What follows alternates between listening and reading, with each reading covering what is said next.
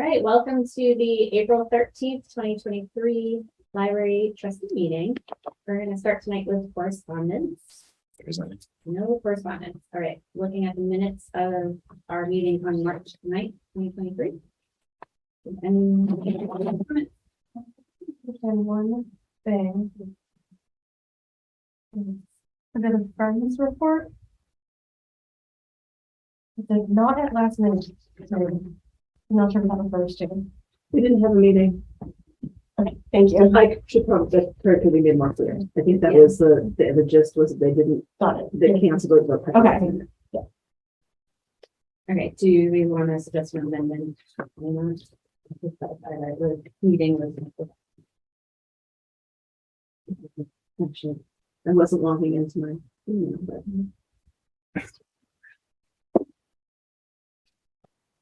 I didn't know to amend. Move to approve the March 9th, 2023 note amendment.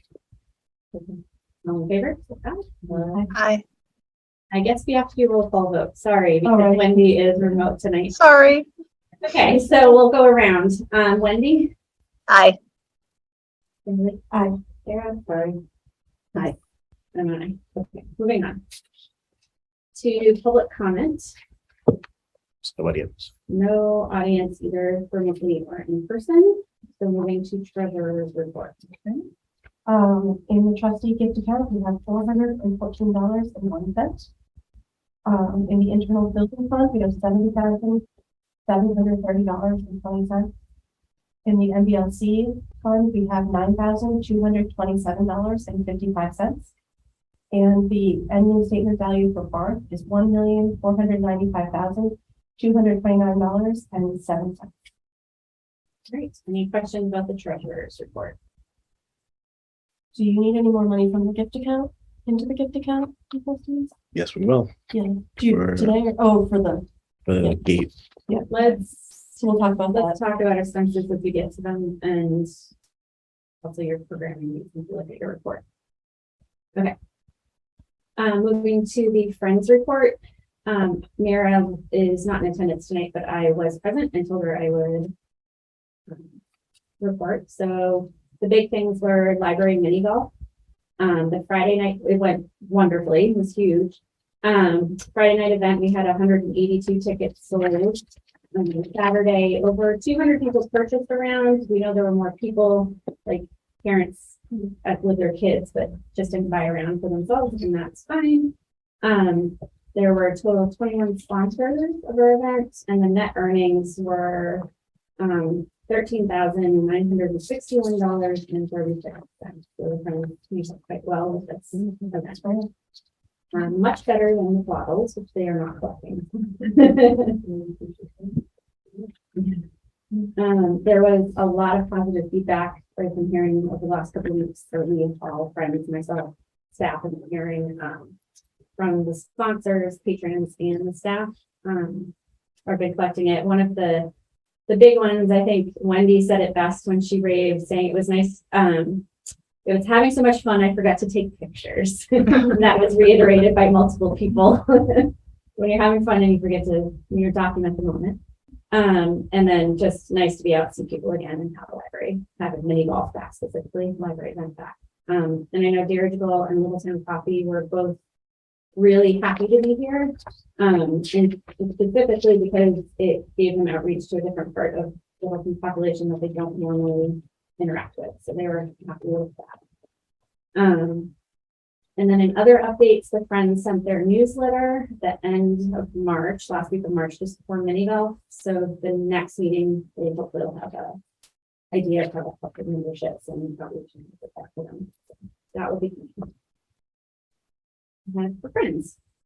So building updates. Sure. So the solar panels are now installed. Yay.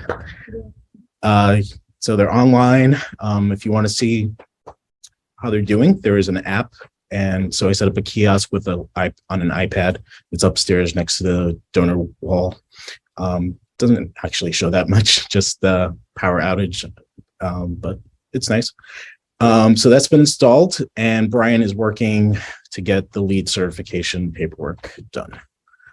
The metal gate has been fixed. They sent us a bill from, Thankful on the silicon for the minute. sure, So I did, so they turned them on March 28th, as you said, and, LELD sent me the data for March, so the entire month, March 1st to 31st, and you could actually see, I sent the graph to you guys, the noticeable, decrease in the peak of the graph, for usage from those 3 days, which was great. It's about 20% reduction, compared to the week prior to it. So that was great. And then Jamie Eldridge's office reached out to me today to see if we want to plan some sort of event to commemorate their being turned on. With them. So I can reach out to them and see what they are thinking. And if you guys have ideas, let me know.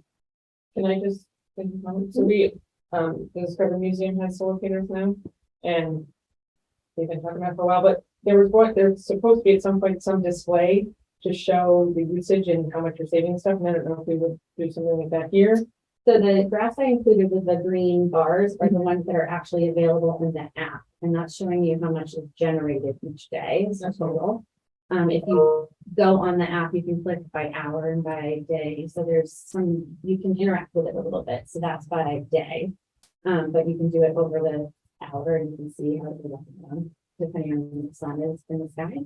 The only way to get the impact on our usage is to get the LELDs numbers. And so if we want, I think, something, if we're doing it with Eldridge, having that kind of graph available, working with LELD to show that might be useful because it's showing the reduction in our costs in energy usage. So something like that I think would be really helpful to highlight in some way, multiple times if possible. So we can think about creative ways to explain that.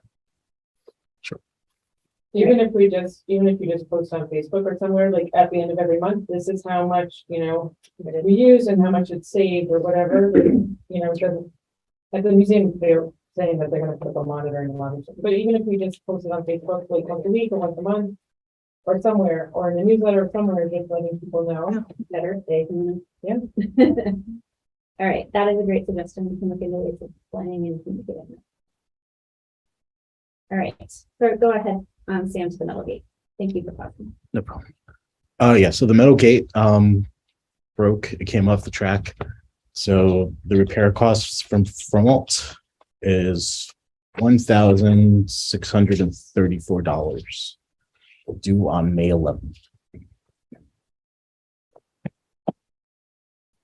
So we're, sorry, looking to move some money from both into the trustees.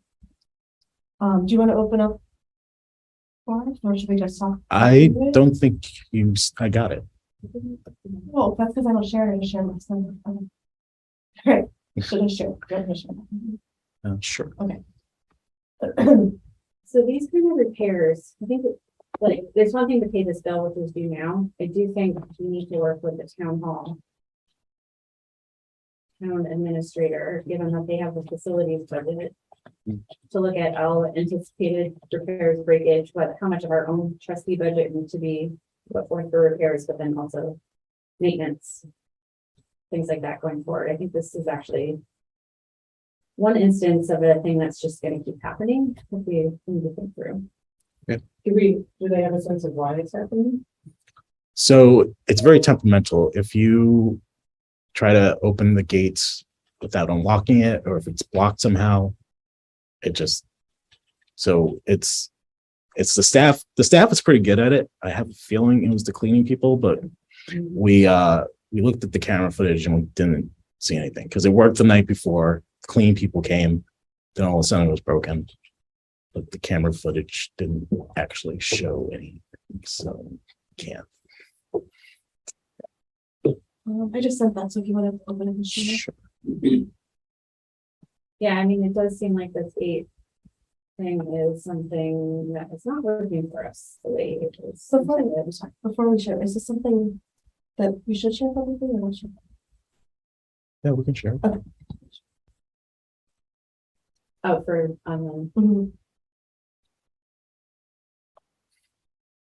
so that when they Yeah. right, and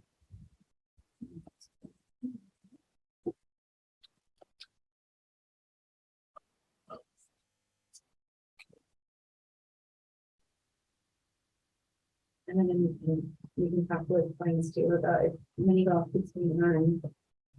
There might be a way to put a portion of those proceeds, if they're willing, into, the win. One of the goals.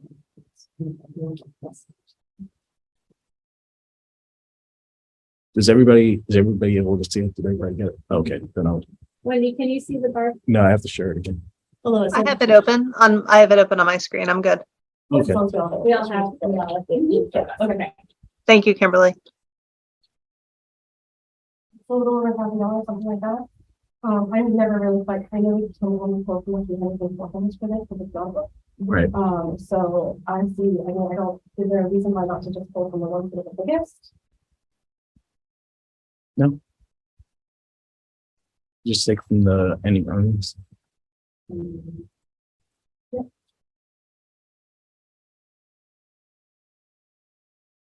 So for example, there's $314 the second country of librarian fund, we have $37,000. Mhm. 314.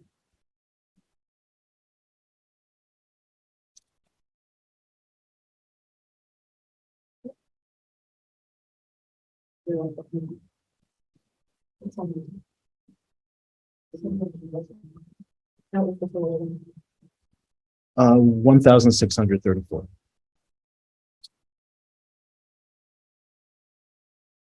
Okay.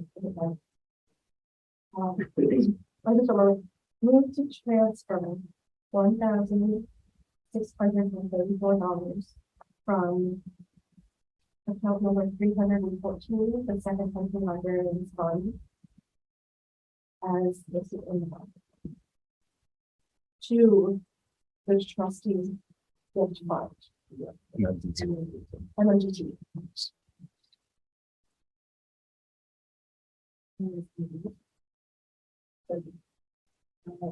That was all. All in favor?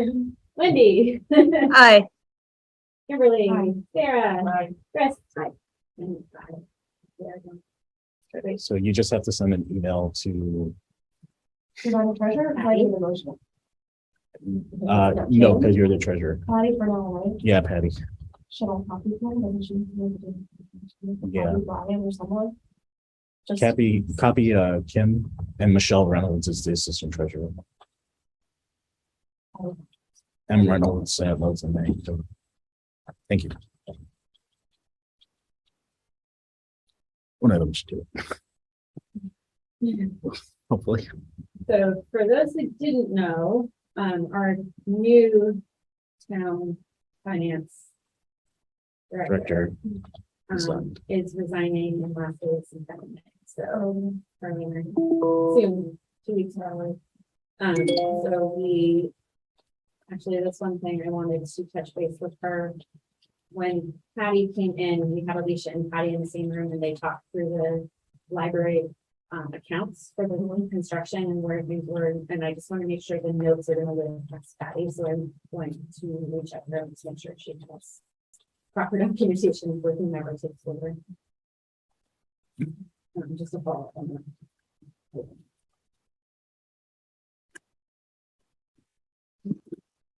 We need to include the notes or do we? Should I wait until we have?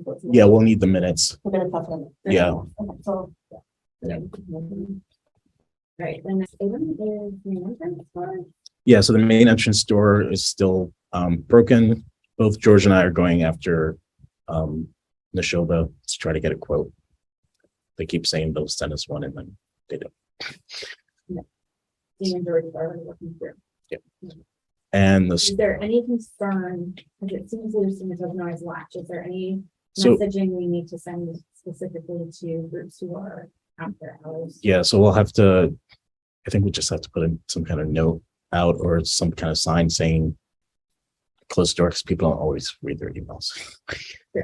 So yeah, I'll work on getting some sort of sign just saying make sure, because if you pull it close it If you pull it, close it latches. latches. Yeah. But I definitely come to it and it should be locked. Yeah. And then the storage room, the big doors that cover the TV, one side of that door also broke, also came off the track. Don't know how that happened either. But so I contacted Commodore, the contractors for the building, and they said that was a custom made item. So I am trying, the guy who is the head of it is on vacation right now. So I'm trying to get him. When I asked him, he did come out of vacation to say, "Oh, don't you guys have a facilities person that can fix it?" I said, "No, actually, we don't." Well, sorry. So I asked him if he could come out or if he has a recommendation for someone, but he hasn't responded. But like I said, he's on vacation, so I'll try again next week. That room is always open, like when the library's open. Right. Yep. So yeah, and so you can't even like push it; they won't budge. So luckily, it's not blocking the TV. It's like at the very edge. Yeah, the TV's seen, but and Yeah. it's not in a dangerous situation where it could. No. fall or something. So working on it. Okay. Um, where's it? Yes, because I was looking through the warranty list and I was like, where does this fit in? It doesn't. Thank you for- Yeah. Okay. Again. The next thing to be written to be.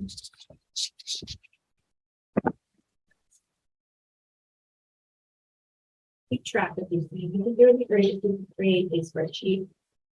Where you're documenting things as they go. Maybe Wendy has some experience in this with your school. Just documenting every repair that we can just, that becomes our running history of the things that have kept breaking and keep breaking and keep getting repaired, especially. Yeah, I mean, I think the running list is important and then doing a regular sweep too to see what we can catch. Was there something? I think Sam and the team is really diligent about it anyway, but is it all in one place so that we notice that, after a certain use of a room, things are maybe a little off track or a little off the hinges or, because accidents happen, right? And I think the team is so diligent about it, but I'm not sure it's all in one place necessarily yet because that system's still being set up. And that can kind of be helpful. For when we do get a facilities person, that's something that we can share and have data basically to go through with them too. Yeah. All right. Let's start that. Let's start out.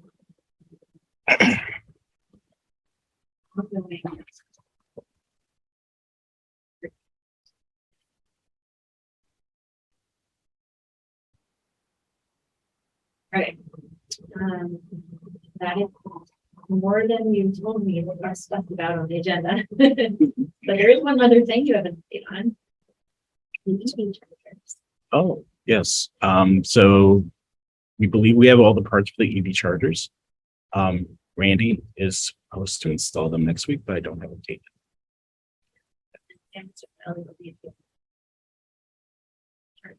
Right, and they said it's available. It's built. Yeah. So whenever Randy's ready. We'll do that. Great. Almost done. Right, so moving and to director's report. Okay. So Megan started as our new YA librarian on March 28th. She's getting used to the new space, ordering books, meeting the teens, reaching out, and she plans to hold a get to know the new teen librarian pizza party on May 3rd. So far, she's doing a great job. Mike and I held our Meet the RHL Management Team coffee hour on March 18th at 10:30. We had a few people come by and say hi, and one person thought we were there to give them help with their iPad, so we did. So, yeah. Yeah, so it was good. I attended the MVLC team roundtable meeting on March 9th in my role as the executive liaison to that group. So pretty much all the teen librarians report the same thing. Teen behavior is pretty much the biggest problem they have right now. So none of them really know what to do. It's just what we're getting. Pretty similar. Yeah, they're acting out, talking a lot, cursing. That's right. I attended the MVLC executive meeting on March 14th, the membership meeting on March 21st. I did tell them that I'm not going to be an executive anymore, taking a break. So in June, I think, is going to be my last time in the board. And Erin Trainer resigned. She had 3 jobs and was kind of spread pretty thin. So she decided to move on. Unfortunately, she got a new job somewhere else, not in the library world. So she'll be leaving us, unfortunately, on April 18th. I posted her position with HR, and we're currently in the process of accepting applicants. I actually got an applicant like 10 minutes after I posted it, and I've had 3 more since then. It's only been 2 days. So hopefully, May 8th. So it's only a 6-hour per week position.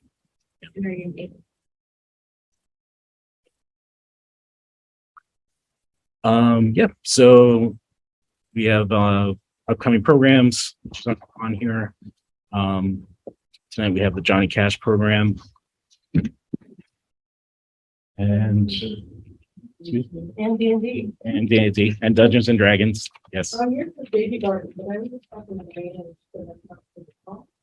you're finishing up with it? Yeah, she's finishing. She finishes up and then starts getting ready for summer, and then starts it again. Story time is heavily attended. Yes. Yes. I Yes. was here, with the third term was being used for mini golf, and they still came and were playing in the children's room. Yeah. It was impressive how many kids were. Yeah. Yeah, we get a lot of grandparents and nannies and daycare providers. And yeah, Busy Bees has also been very popular. Yeah, it's the number one. Yeah. Yep, Great. yeah, it's doing pretty well. Let's see. The virtual job seeker program is not. I'll tell you, we're looking at those other things too. Right. Well, so 0 was from our library or was from- I think it's okay. Yeah. Yep. So the rest stats, pretty well financially. We're getting towards the end of the year. So payroll's on track. Books and materials are on track. Just finishing up and your stuff. Looks like you've expended most of it. Yeah. Yeah, we're pretty much done with that. The Friends programming is good. And we pretty much achieved the MAR, so we're good as far as that goes. And today I got an email from the treasurer that the second $10,000 from the state aid came in. So it is. So that is. No, I just found out. Yeah. Yeah, and then I also wanted to talk about the staffing plan that I came up with. Sorry it's so late. So I took a look at this staffing with based on the job descriptions we discussed with HR.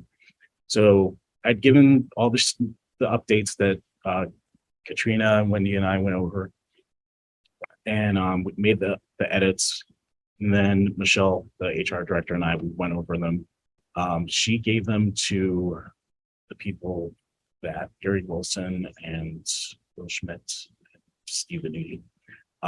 They took a look at all of the job descriptions and had little things to change here and there. Mostly, they had questions about like why old technology is in there that we took out, and like typewriters. They had questions about whether or not staff should be handling money and why they do. So I explained to them that they take in the Friends money, and that we don't take fines anymore, but that we do charge replacement costs if they take money for that. And the photocopy machine as well. Yes. So most of the job descriptions look pretty good to them. They didn't change any grades. So then I took a look at everything, and moving forward, I know staff have acknowledged that they're planning to resign, but I hear rumors basically. So basically the big department that's probably going to be losing people is the children's department.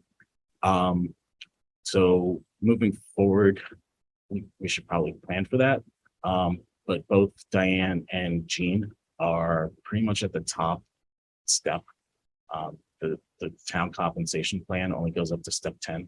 So right now, Diane only gets COLA increases pretty much for the last few years. And then Jean, I think, is also just about to get on the COLA.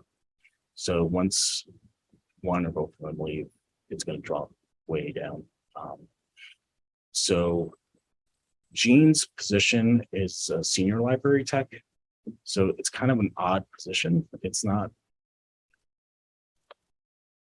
it's more of an assistant children's librarian position. So looking forward, I think we should at least change her position once she does retire to some sort of senior librarian position, possibly assistant children's librarian, or some other, like, so I put in the report public services librarian. So public services librarian could cover a lot of different departments. Yeah, so public services librarian can do things like programming. They can do some collection development. They can do reference. It's kind of a catch-all. It's like a general library. This is something we tried to do a few years ago, but it didn't really pan out for a few reasons I can't really get into. But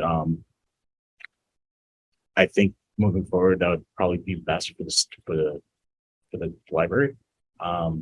It's kind of covers a lot of the parts that we're kind of missing, but can also support the children's department.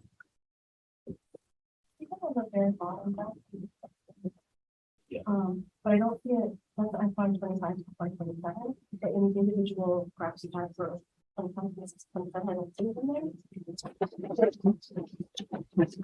Yeah, so that's the first three are with no change. So I'm not sure if anyone's actually going to leave.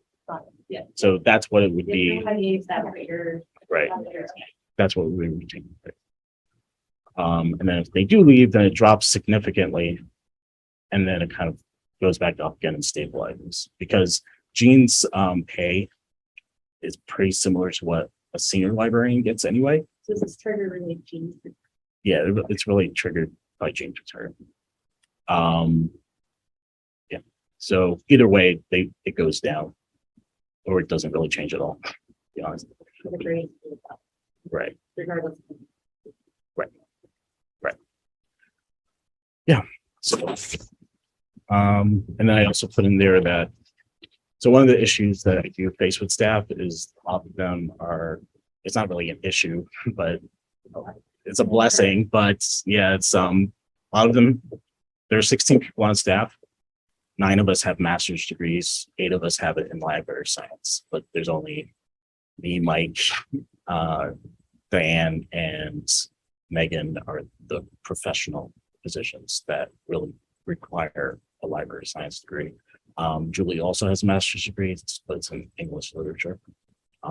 For her position, she's head of CERC. It's not really a requirement. Her position really only requires a bachelor's degree, but that's great. But yeah, so a lot of staff have library science degrees, and when really it's only requires a high school, you know, it's more of a entry level position. And so some of them look for stuff to do, and sometimes it's beyond what's required of their job descriptions, really.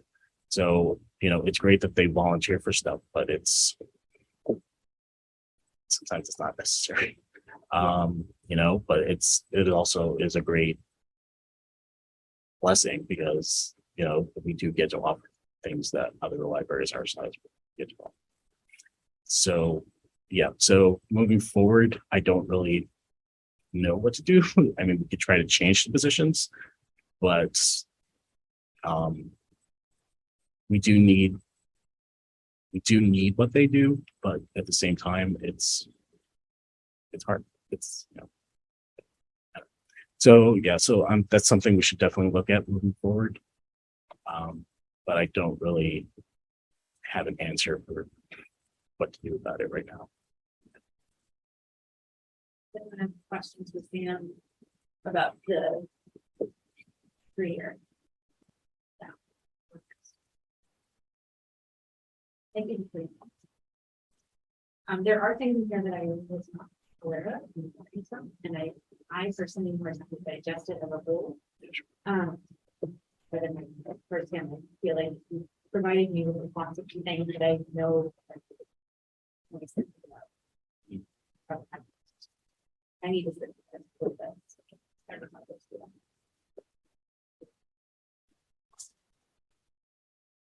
What was the next? Sorry, I have like, I'm using it like feeling the, like, kind of the stress of trying to figure out how to give the variants you want to do, like, want to do, but also kind of dealing with, because we want them, right? And we want them to stay, Mhm. right? But on the I other want them hand, to feel engaged in their job. yeah. And then, Yeah. right, and I know the flip side of it is, like, we can't just create all sorts of positions that are all paid for, right? And so. Right. So So when like, we asked them to do this, we asked them to think about the position of the person. yeah, So, like, right, I mean, when we asked you to review the job description, we were like, the first, like, the Yeah. position, not the person. So, Yeah. we need to, when we think about these, things, really think about the position, the tasks to be done and not the person. Right. That doesn't mean you can value our brains, we want them to feel valued here.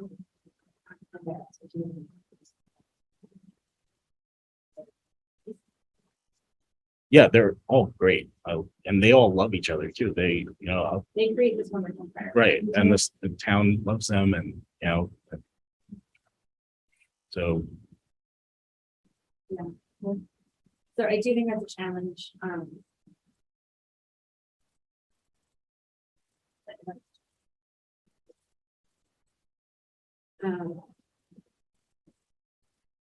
I would like to sit with us again, Sam, and then I don't know if we directly should. Do we want to talk about this again in another month? Next fiscal year when we start talking about this again, like we don't want to sit on this for until fall and pull it back out and until then have time to digest it and understand what the questions. So I think we should always refer to this when we do it, but that makes sense. And then what's the one?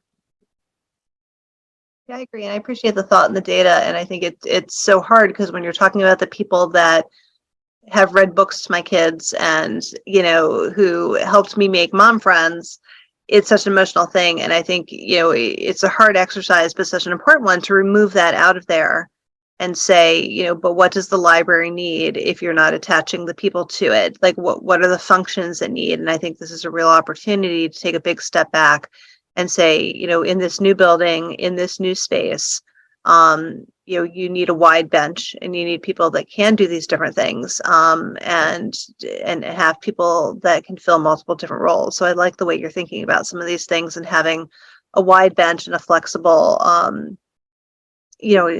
options there. And I think that's going to be really important. And I appreciate you separating out some of the personalities, which obviously, it would be great if no one wanted to retire ever. It would be great if, you can keep these, kind of motherly figures in place and, everyone's kind of favorite people in place. And it's not necessarily what they want either. So moving forward, separating that out and having the positions that the building needs and the business needs, because at the end of the day, that's what this is.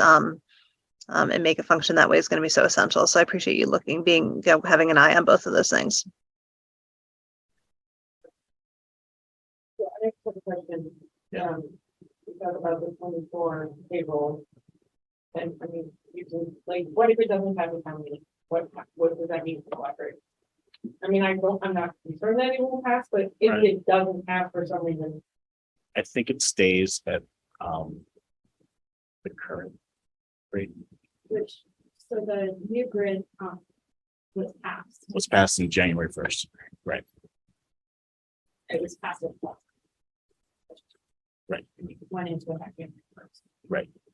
And then at Maytown meeting, it's step increases for most staff. So the thing about the current staff is that most of them were hired. So I have to wait a whole year, more than a year, before I can move them up steps. Like Mike, he just started a few months ago. He doesn't get pushed up a step. Miriam, all.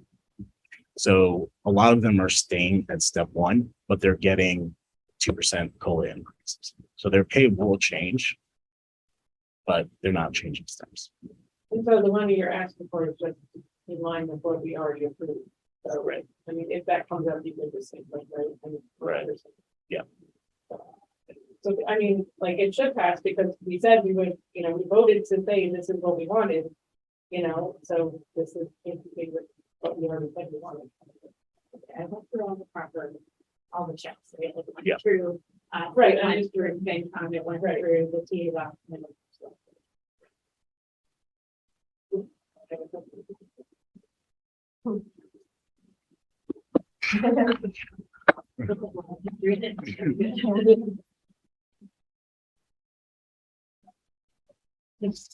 I think we're to judge up this morning. Yeah. Old business. Have let every name up, but that was covered under the front update. I also didn't turn it well. Yes, you guys do. So moving on to the meeting. And really, I'm just gonna read some of this. You know, it's-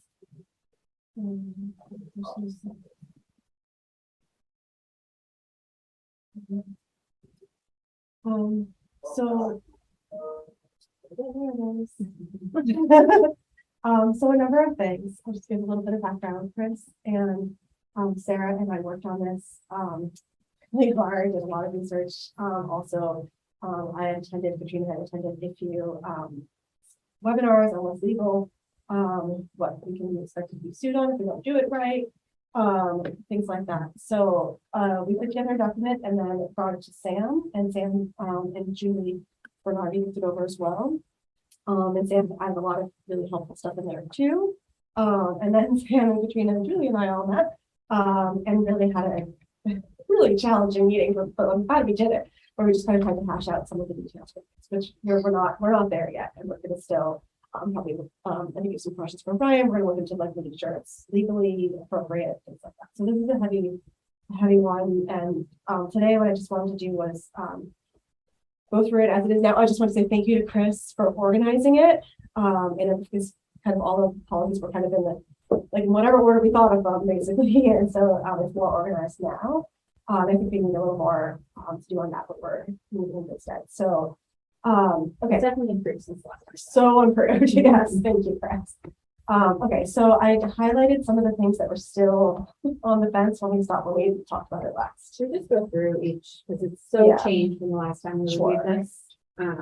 So I do appreciate at the very top that you defined the meeting rooms and the private study rooms. Yep. I I think we're going to quiet rooms too. whatever we are calling them. We did have a question whether the search room is capable of being cut into an A and B. Yep. Is that something you want What I'm saying. to say? Is it 60 each? Is it half? I think technically it's 77 each, but We would have to confirm what the capacity is. yeah. All right, I'm gonna. So it's actually on the panels. Okay. So one note would be like, when we know there's lots of meetings and there's not, that people are, instead of turning someone away, is the group who use the search room, is it able to like be active? That may be one way to increase our meeting room capacity. So something to think about. I see you guys added the history room here, and I thought we had a separate policy that covered that room, this room. We do. We do. So we could not include it, but it is available for. It is available for meetings. So we don't reserve it. You can reserve it. System. Yeah.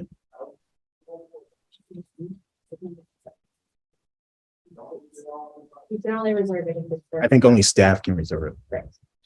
So I'm curious if that's something to think about and think through. I don't recall the history room policy off the top of my head, but maybe make sure that point to that, or like, Or we can take this off. or take it off. Like, I don't know which Take is it off if better. it's not able to. I think just make sure that it says if you're how you can use the history room, like it is available, like. Just make sure that also Separate policy or something. You know, or- And I do think that this is talking about fobs and after hour use and whatnot, and we know that the history room is not part of that. Let's So take it off the different room, different. that's only my concern. Yeah. Well, yeah, if you can't, if the general public can't reserve it, then you don't think it should be on this. Yeah. And then just because we're also in the like rooms of the library, kind of where we are in the rooms, later in this policy, it was mentioned about the kitchenette. And I think if we're gonna allow groups to use the kitchenette, we need to further develop what that means. And how they access it and walks. And then I don't know what, did we figure out what we want to do with the people? Or the gallery? Nope. So those are two other rooms to consider. How to think.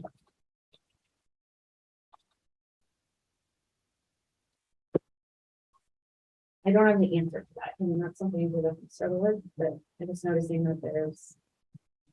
So the we've ga- reserved things in the gallery before, like things that happen there. Yeah, I'd rather leave that at staff's discretion. Okay.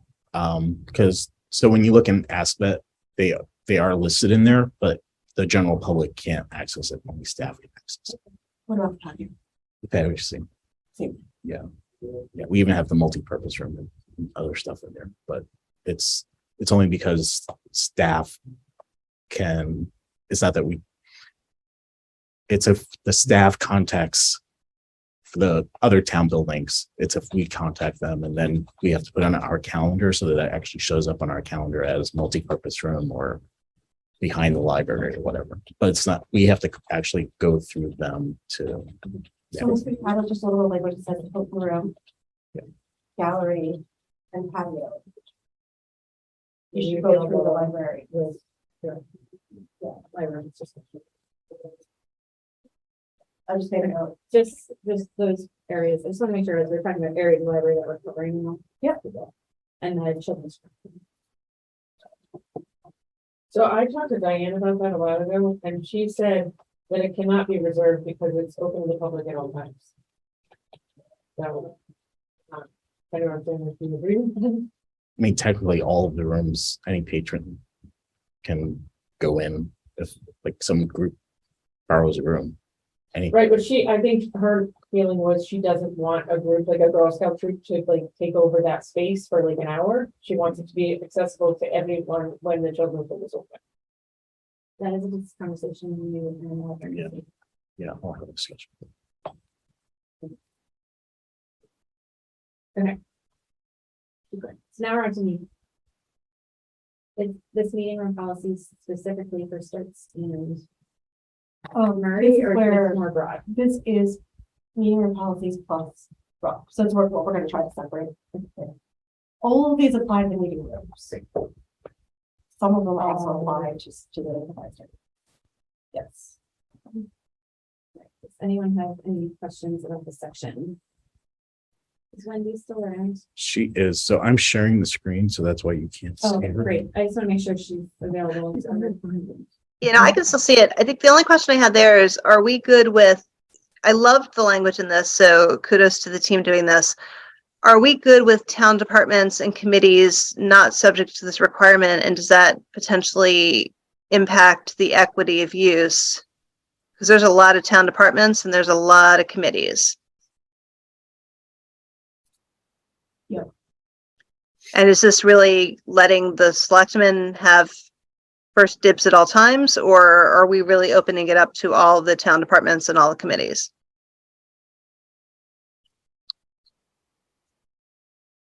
Thoughts? That was a question. Yeah, I'm looking for, It's under the, To encourage the use of meeting rooms, like what paragraph one? Sorry, I thought that's the paragraph we were just on. I didn't mean to jump ahead if I jumped ahead. we're in that section, so you're in the right spot. I feel like that's enough. So they all go through me anyway. So I feel like that's, again, at staff's discretion. Because this doesn't read that that's staff discretion. That says that you don't have staff discretion. That says they can do it, period.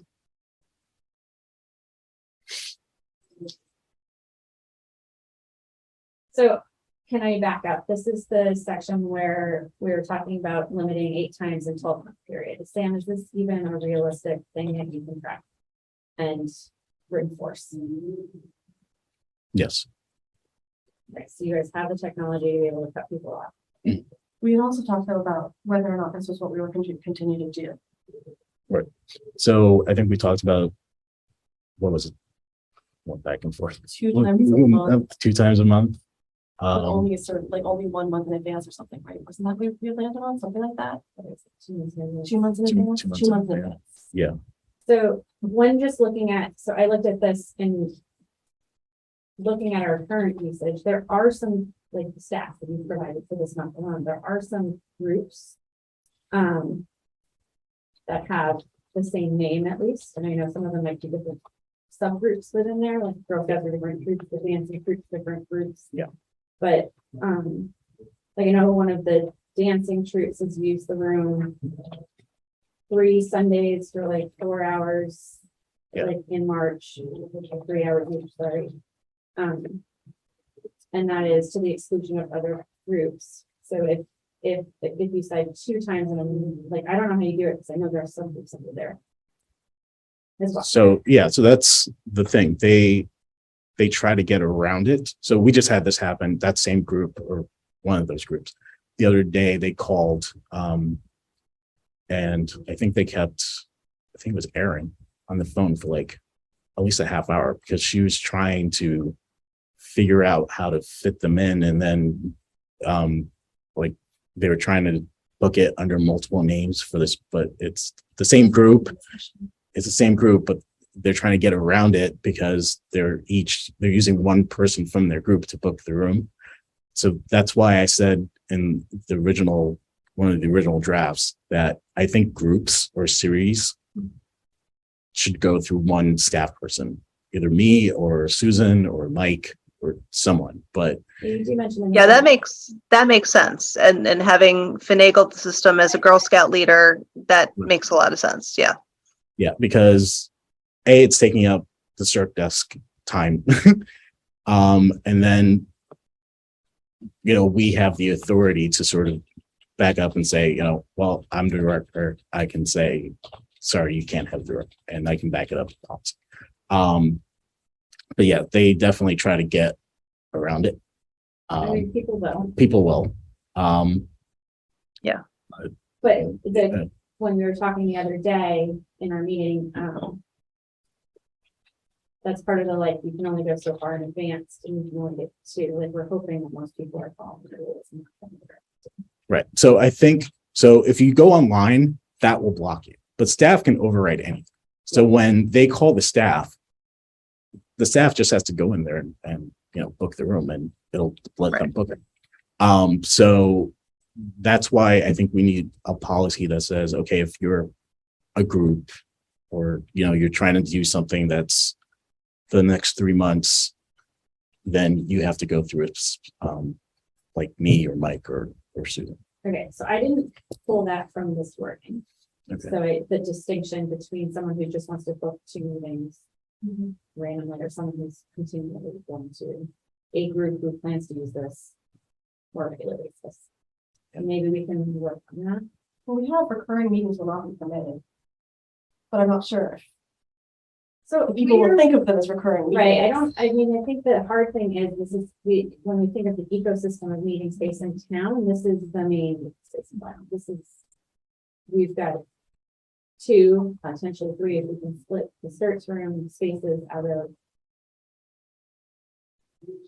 especially the fire department, and then some other groups have had access to the schools and adults who have access to the police department. Like we're literally, we want to diversify who has access to it without making it so that groups can't be. Like there's a weird balance here if you look at the ecosystem. It's just so hard to figure out how to make that happen. Like what happens with that dance group, right? Whoever's taking the call has to know, oh, this is the group that's coming, like, and taking the space over and over and over again. Yeah, they've been doing it Yeah. they've been coming to the library for years. Okay. So we know, So you know that group, for example. we know them. and some of them aren't even from Littleton, to be honest. That There's some sort of competition that they're all a part of, so they all just meet here. And I think some of them used to go to Westford, but now Westford's working on their building project, so they're not letting people use it. I guess like my 2 cents with this is like, again, there's a place to be personal and there's a place to take it out, right? And to say like, what can the building reasonably sustain? And if part of what we're looking for is being the community living room for a wider swath of diversity and being more accessible, then what can we reasonably sustain and what's living to our values around that piece? And if we're saying that, like right now, this says that I think you're getting to what you want to say, Sam, is that you can't have it every week. So when you look to what, like any other organization, when you look to book space in advance, do not count on us for that. There may be the possibility of an exception. That's at the director's approval. And I think that's valid because if no one's signing up for anything, we also don't want the building to be empty. That's not our value. So that's something that, a 1 point person that Sam designates per group can kind of make that makes sense. And I think it reads that way. What we're not addressing yet, and that's okay, is town departments and committees can do what they want when they want, and don't need that exception. And I think that's a bit of a slippery slope. We may not want to die on that hill, but that seems very disaligned with kind of the value and philosophy of being accessible to everyone at any time. And if we want to make an exception for a specific group or a selectman or an emergency meeting or a big meeting or something like that, and that can trump other people, maybe. But the way this reads right now is Sam doesn't get that power to kind of say yes or no, and they would trump programming, they would trump anything else going on. They can make it in advance. They're not applicable to this policy the way it's written right now. If we were to take off, I mean, as it is, say it's planning board, I'll just pick one. 2 times a month, 2 months in advance is fine. They only have, right? I mean, and if they wanted to override that, they would talk to you and you would probably say yes, right? But you're right that it restricts Sam's ability to do that if it says that there. Correct. Yeah.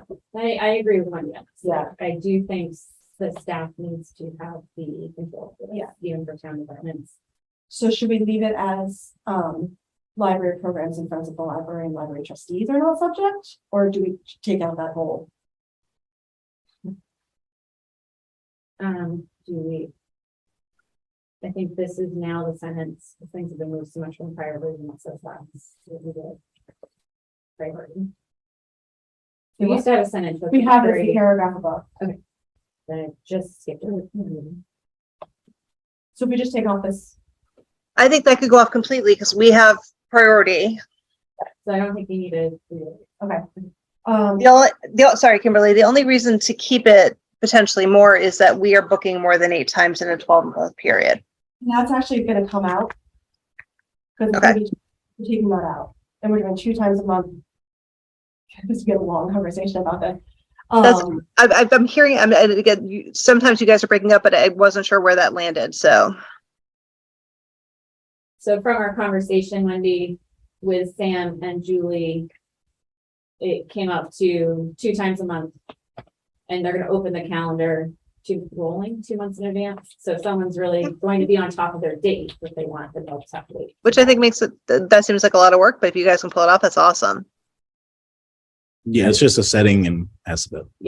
We do, some of this has to be feasible for the Sam and the staff So- to monitor. Yeah, so it's really only feasible. It really only works for people going online to do it.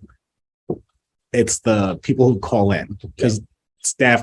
So it's reminding staff that they need to look first. I'm just updating Okay. this as we talked about it. So I would like to hear from staff whether it's feasible to really look at it when people come.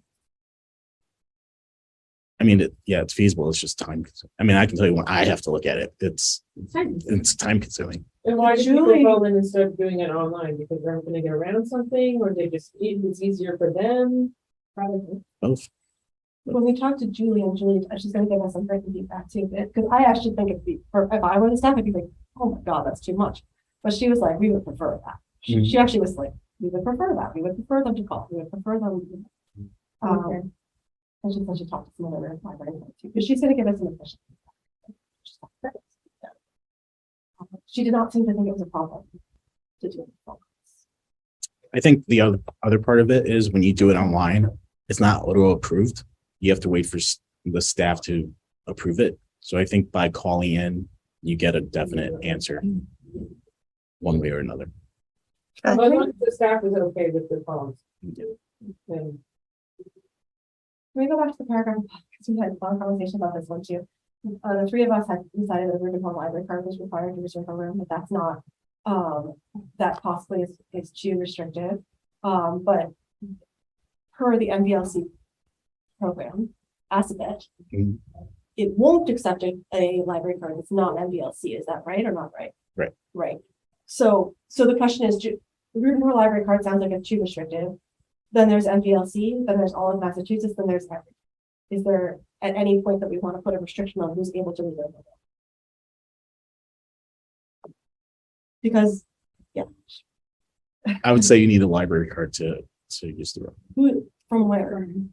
an MVLC library card. An MVLC line. But the thing is, you can have an MVLC library card. You can have an air card. Air is not part of MVLC, but we can add your air card to our system so that you can access our books. So I would have to test it, but an air card would probably work in Assabet because it's in our system. It's part of our system. It's part of our software system, not our consortium system. So because it's in the computer, it'll recognize it. but what about like Harvard or another town, no? If Like why air?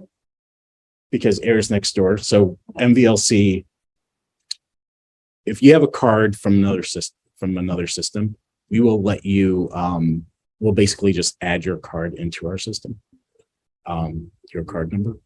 So you have to have your own hometown library card, but library is all about everybody using. So when it comes to the books and everything, it works out great.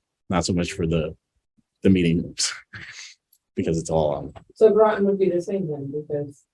Well, Groton's part of In Groton's in MVLC. Yeah. Yeah, they're in the MVLC. So would it be, is there another way of saying MVLC account, MVLC associated card, MVLC something that would include those towns? So all we have to do is say you require a library card. If it's not in our system, then it won't be accepted. But then specifically then if you're, okay, Well, then they'll. but then call they'll call and say the like, this librarians librarians. and the librarians will. So we just want to say library card. So what if I live in California and I'm here and I Yes. want to book a room? I have a library card in California, I have a library card. Yeah, but you don't have Massachusetts. Though. But So do you want to say you're not- Massachusetts? So we. that's We can what say I'm- Massachusetts. No, Library card accepted by our system. so it's not that your California library card won't be in our system. Right, but we need to specify, we need the language to say in our system. You can't just say a library card because Because in California, the company. anyone from, you know, You Um, could add it though. No, because it's not a Massachusetts card. Mm-hmm. We Library could- card accepted by our system. Say that a library card accepted by or reservations. or reserved library card. Or randomly approved by Sam if he's in a good mood. All right, I like that language. Wendy, thank you, that helps. All right, so we've gotten through, is that Yeah. the last thing on that? I'm going to stay on that page. So in the gatherings in the meeting rooms must be free and not for commercial use purposes. Is that also, the study rooms also, should that also specify the study rooms for tutoring, things like that? Or, Right, so So this is where we need to come back to it and figure out which things apply to all of them, which apply to the meeting, which apply to call study, and we'll figure it out. Right, that was, It's okay. Yeah. That's totally fine. I just It want to make seems sure. like most things apply to It all does. rooms. So it might be, but so maybe we can specific sit down with it, things print it that out, was- put down and just put like S. Right. like I think all- I started that actually. Yeah. I was gonna take. So we'll get there. If Okay, not, cool. yeah. In the next paragraph, it has the recurring meetings daily. Also the political campaigns that we're gonna talk to people about, but that does bring up the topic. I don't know if you want to talk about the thing we're talking about. Oh, right. Wait, let's stay on. Let's stay on that. So a planning board request is going to be under current policy, so. Correct, that's true. But going forward, we had seen a lot of The board during the work of days, so that's a separate situation. true. But some people that are coming are also in the middle of the campaign, so they're not. So they're definitely. So, but we don't have a thing about political campaigns right now, so under our current policy, it's all fine. Some of the policies that we looked at, forbid, it's a strong word, like doesn't do, not allow political campaign. When people do this, it is very hard to determine what is politically a campaign versus sharing information, right? Or just checking in to see how the community is doing and stuff like that. And so that's why I have that with a question mark, and I think we're gonna talk to the lawyer about that and kind of see what he thought, or leave it out, but that. I mean, I guess that's what you're saying to this question. I mean, we as trustees, as library, get to. So there's like the different forms, right? There's open forum, which you have no restriction on what can be done there. You have, limited public forum, which I wrote these down, so you already know, but limited public forum, which you can have some restriction based on time, manner, and place, but not content and viewpoint. Right. And then there's non-public forum, like if we just decided we're not going to let our rooms go anywhere, then we didn't.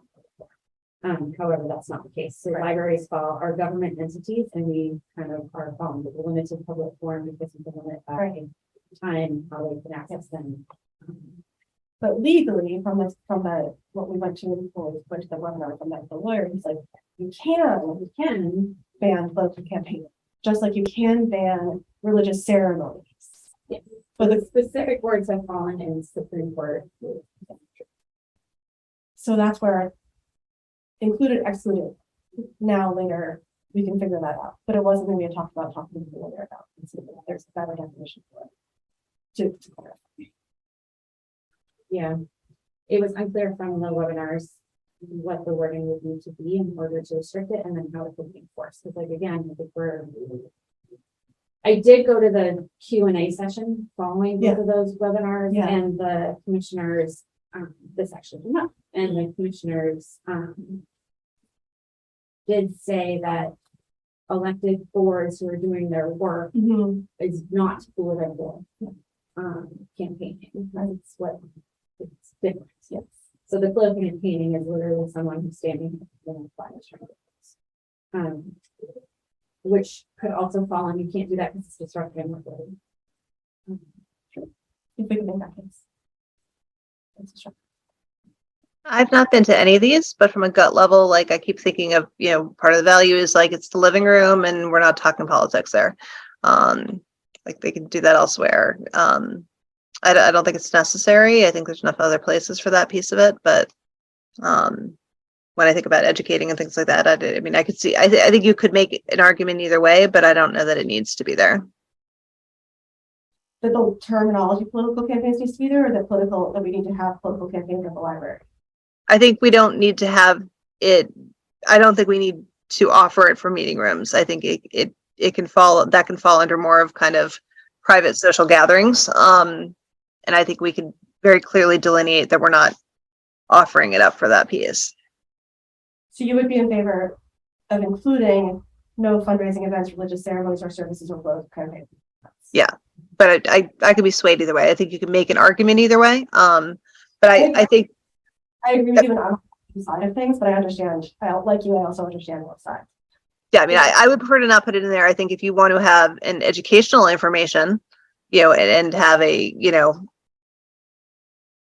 I think if it's meet the depends on- candidate night, like that feels a little different, but to have like a private room for political, that seems a little bit different to me. Yeah, I don't think we would allow them to have like a private political like party meeting there. Right. But if it's an informational meeting or if it's some sort of forum, then yes, I think the library should be. So would you say include the link, like include no political campaigning or not include that in that policy? I would say no political campaigning or fundraising is allowed in the meeting, public library meeting spaces. Right, but if you wanted to hold a forum or a debate, like, sure, you wanted to different, like that's, we educate, like that we have access to information. Yeah.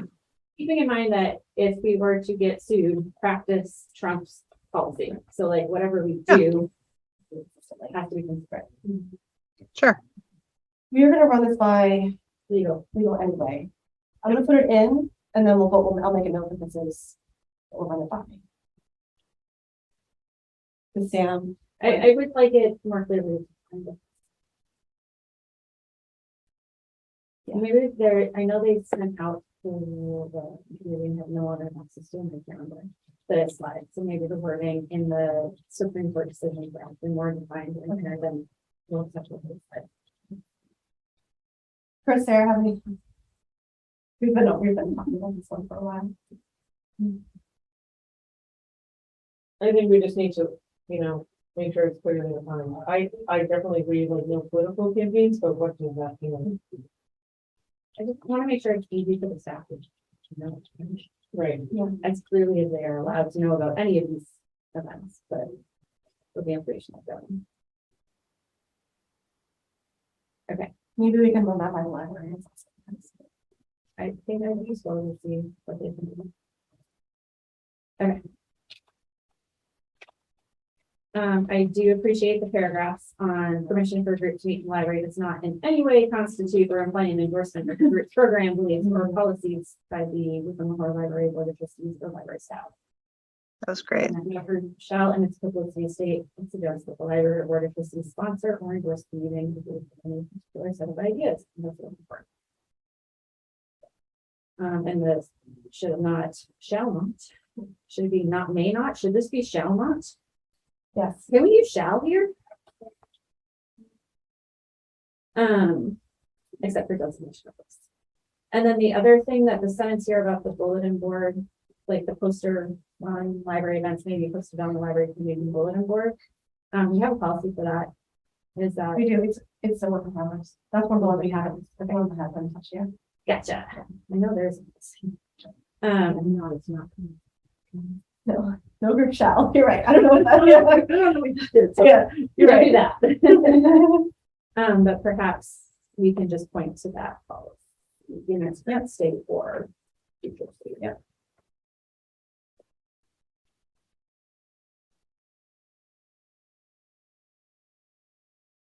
If we continue down, Wendy, do you have any other comments before I go down?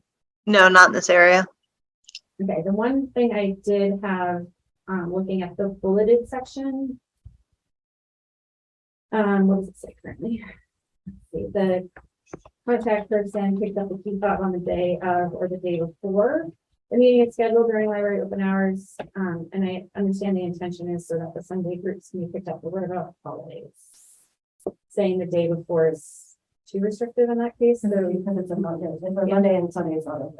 right, so it should be The last day of the library is open. previously library open.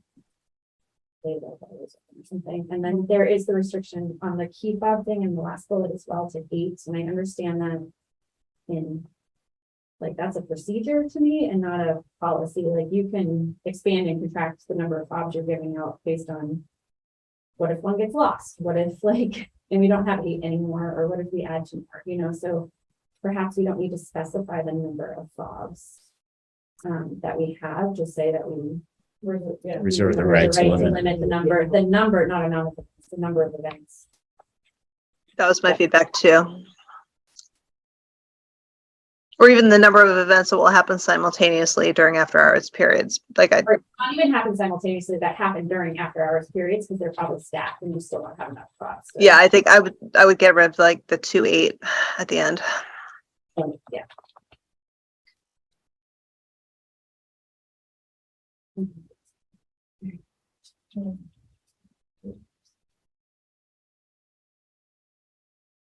do appreciate these paragraphs written about the weather situation, because I do think we've already run into one situation where with libraries closed on Saturday, people still use it Sunday, the emergency. They haven't been shoveled historically for a weekend, so, but by Sunday, the parking lot was cleared, so I do think people need to use discretion. Yeah. Don't be dumb. Can we have a don't be dumb in our policy? What happens if they are done? Is that on I- them? I think we were gonna find out about the liability too. Yeah, I think this is more to cover us to say, our policy says you shouldn't have been here if you showed up. Yeah, but yeah, No, this is following up with town council and also, liability of our insurance and town. Yeah. So. I mean, this, I don't know what, so. Fire and police are there all the time, no matter the weather, so whether they open their room or not is a different story. Mhm. And, the multi-purpose room. And other town rooms, I don't know if they would do with the weather. In case of weather, and you get a fob, you have access. Unless. I guess they could shut it off. But I don't think they have that as part of the policy yet.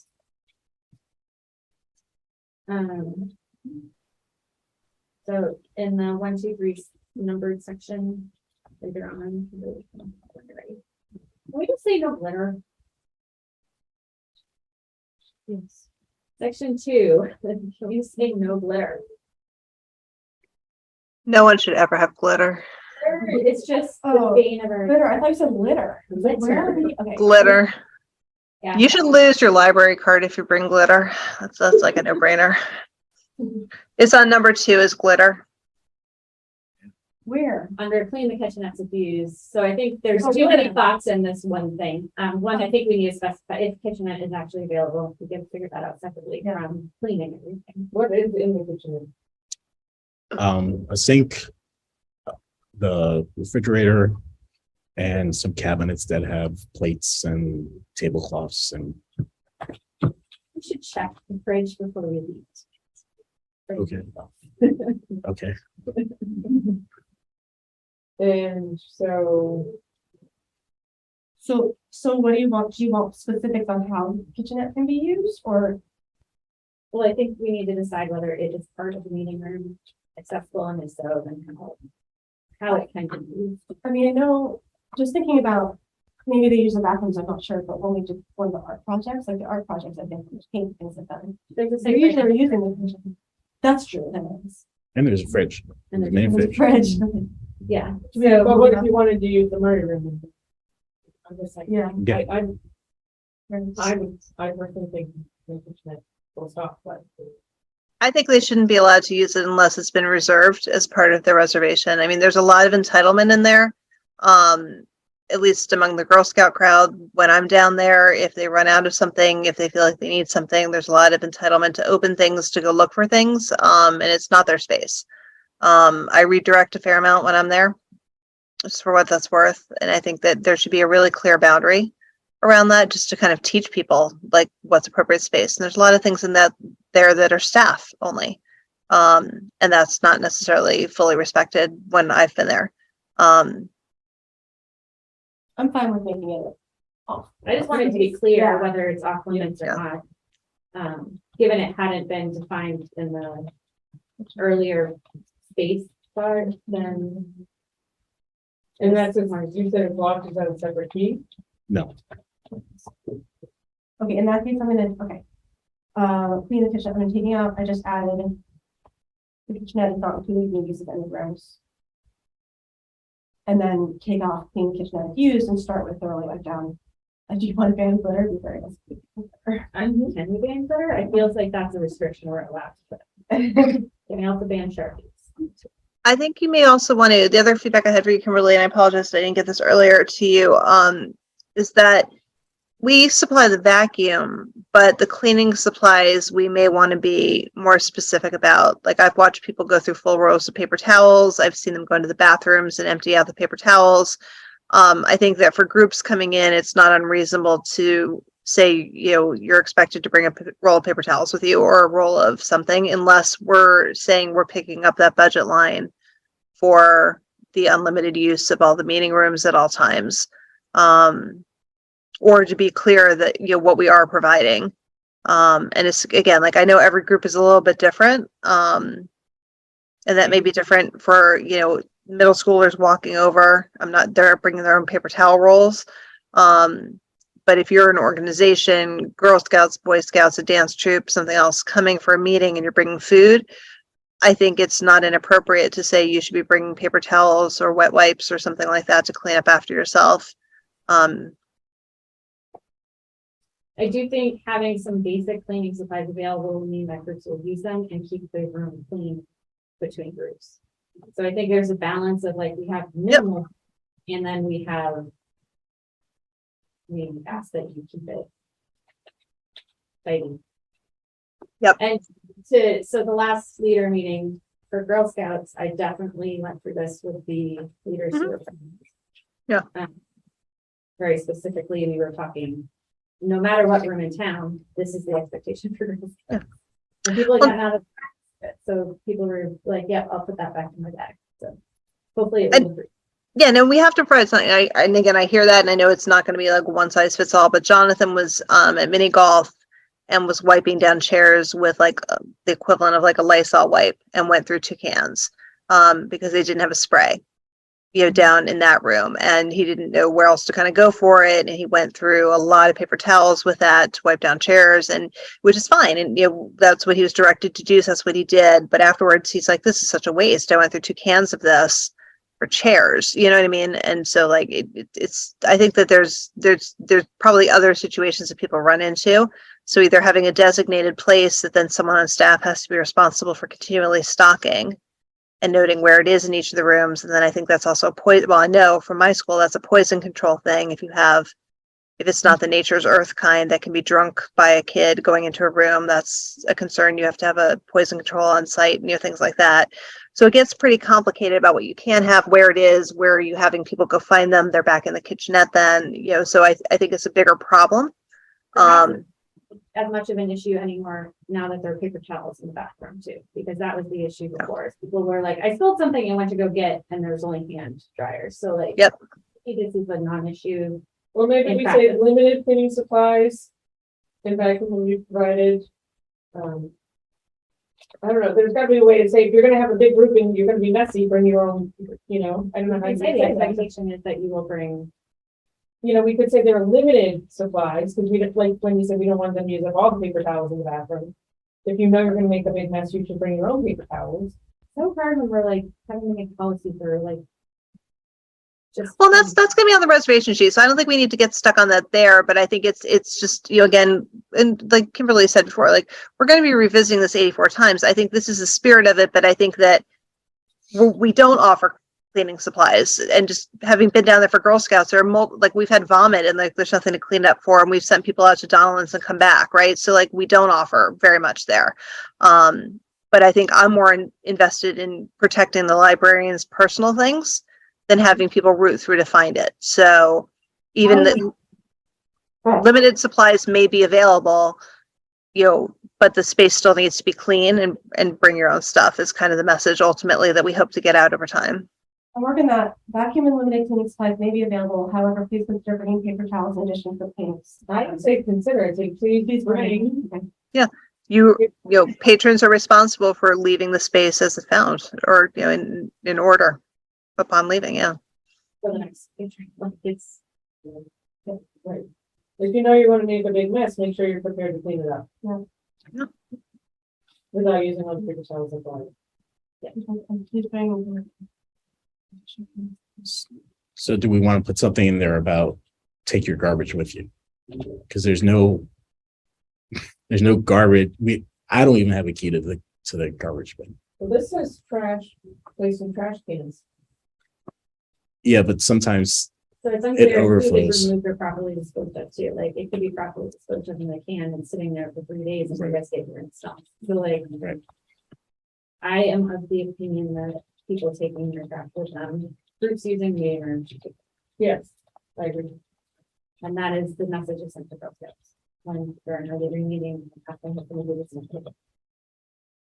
I think they should have to take it, especially if you're doing something gross on a Saturday night or Sunday morning, and then it's closed on a Monday for a holiday. Then staff are coming into whatever smell they're coming into, and that I mean, it's just not appropriate. I arrived here on a Sunday night, being the last reservation with my troop, and the trash cans are overflowing with Yep. snacks from prior groups, and I don't know what day they came in. So we ended up taking their stuff home too, but like, it's just care for public spaces. It's like, shouldn't be hard, but it is hard. Okay, so change this to. I've been part of a group that threw up and they left it there, and I'm like, you can't leave this in the trash can. Like, they threw up in the trash can. They're like, yep, it's there. I'm like, there's no magic cleaning fairy that's coming. It's Saturday afternoon. No one's coming. Like, Yeah. you've got to take that with you. Right? So I think that if it's not explicit, again, my limited experience, being a trustee in the room, they're comfortable doing that. So I think it needs to be explicit, and I think it needs to protect the staff. Agree. Okay, so instead of, must ensure that all trash is placed in trash cans, all foods removed are properly disposed of. They're responsible for removing all trash from. I think they take it with it. I think they take the bag with them. Needs to go. Or we can say limited, like, the library is not cleaned every day. We need your support. I'm Sure. assuming that we can have extra bags at the bottom of the trash cans, right? I'm assuming whatever cleaning crew comes is willing to leave a couple extra bags at the bottom. Sure. Yeah, thank you. We should also put something in there about closing the windows when you leave. We've come back and windows are wide open. Isn't it supposed to be like, leave it as you found it? Did we say that anywhere? We do. Yeah, it's in the first one. Exactly, yeah. Where should be returned to the original.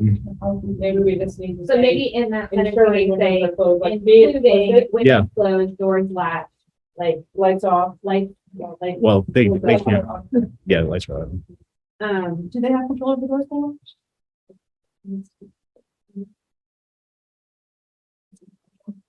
That feels like it should be something that they do. but it doesn't get done. Oh, they've also Right left. now, it's not latching properly, so why, I wouldn't, you know. So just double check. Well, they've also opened the emergency exit door and left that door propped. So maybe we should. We are in a public building. That's what I tried to say. But no one listened to me. What, the emergency exit? No, that no one should use the rooms. Having non-public forum, why are we doing a public? All right, I think we should be returned to original conditions of blah, blah, blah, including closing the doors and windows, closing all doors and windows. Yes. Okay, I just updated number 3. The person requesting a meeting room is responsible for removing all of the trash from the library. Vacuuming the meeting space is needed, limited cleaning supplies may be available, however, the group contact is responsible for bringing paper towels and additional things to the supplies in order to leave the room in the condition of the So the only other question in adding to one is, should groups who are leaving be checked in the bathroom? Or like, Speaking of that, I'm saying, someone else take over for me. or that, like, that is actually one of the problems with fire.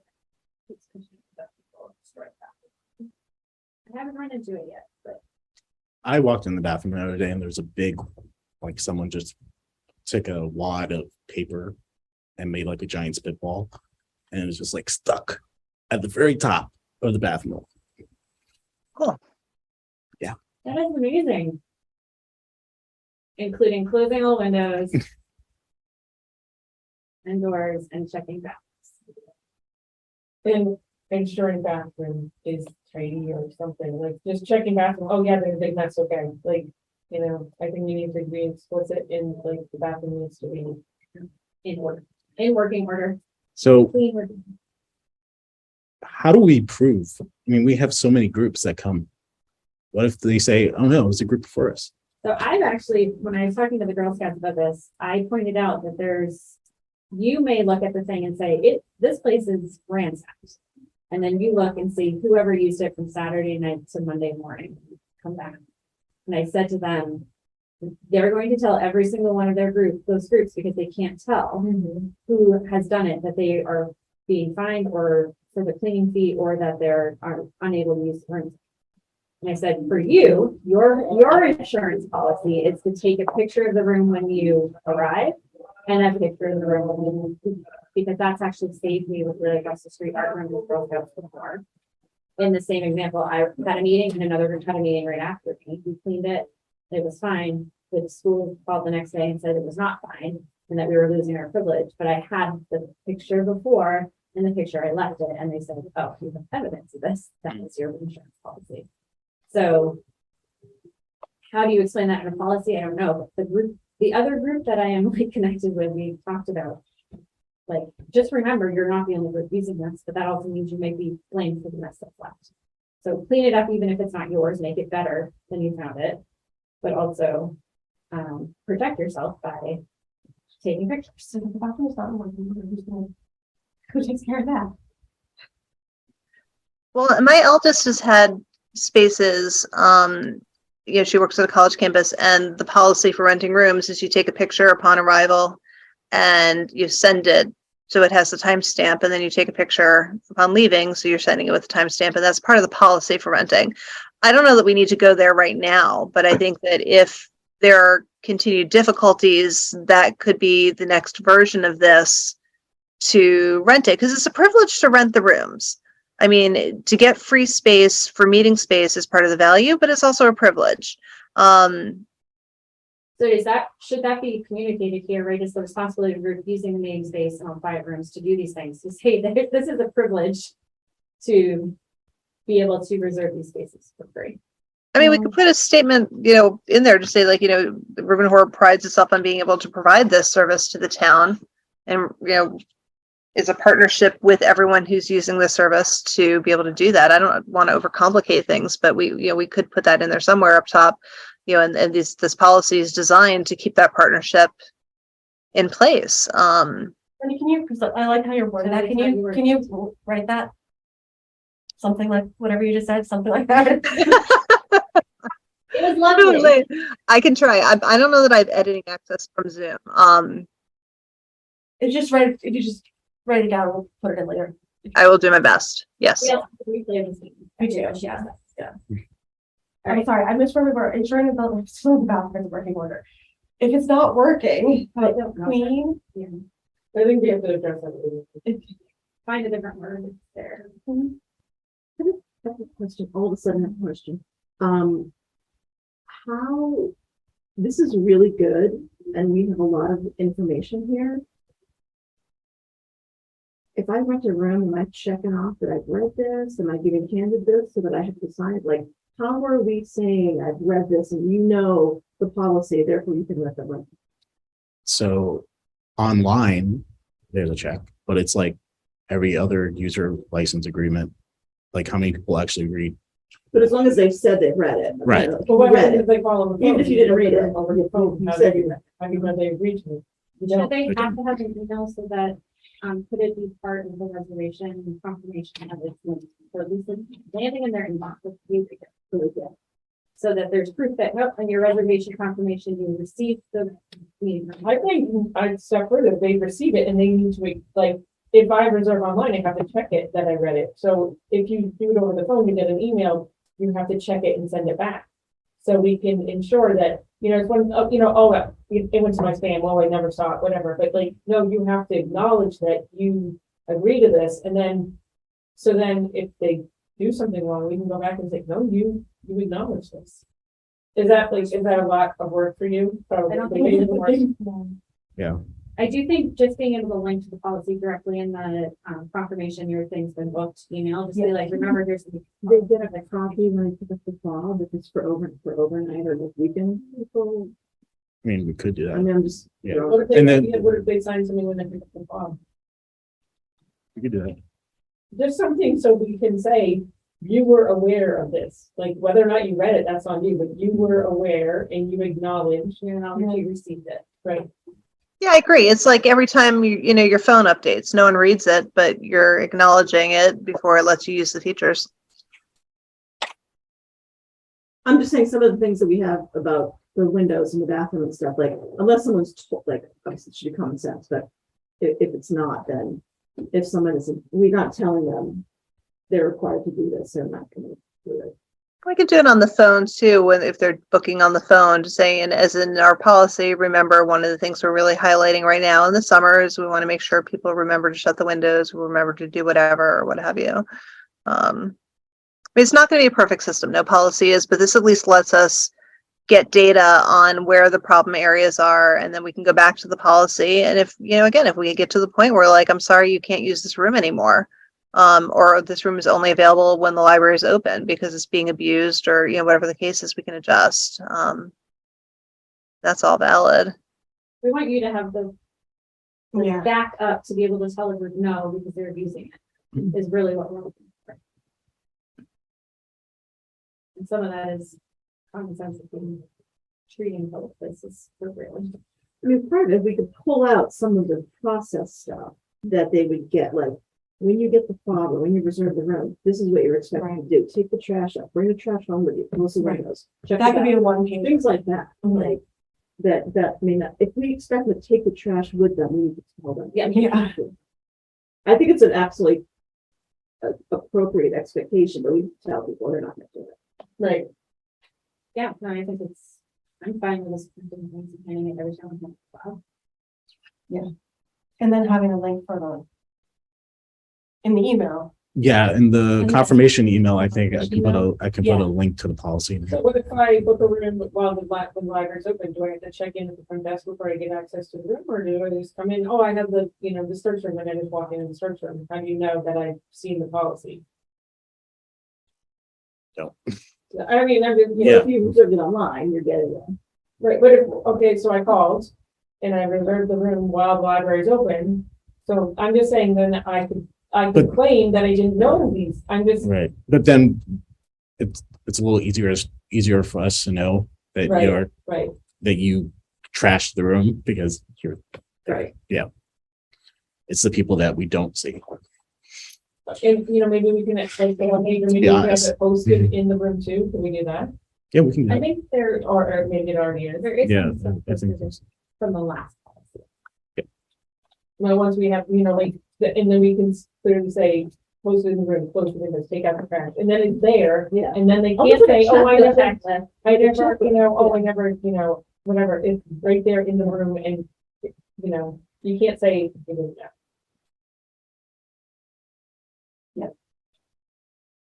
Okay. Are we able to move on?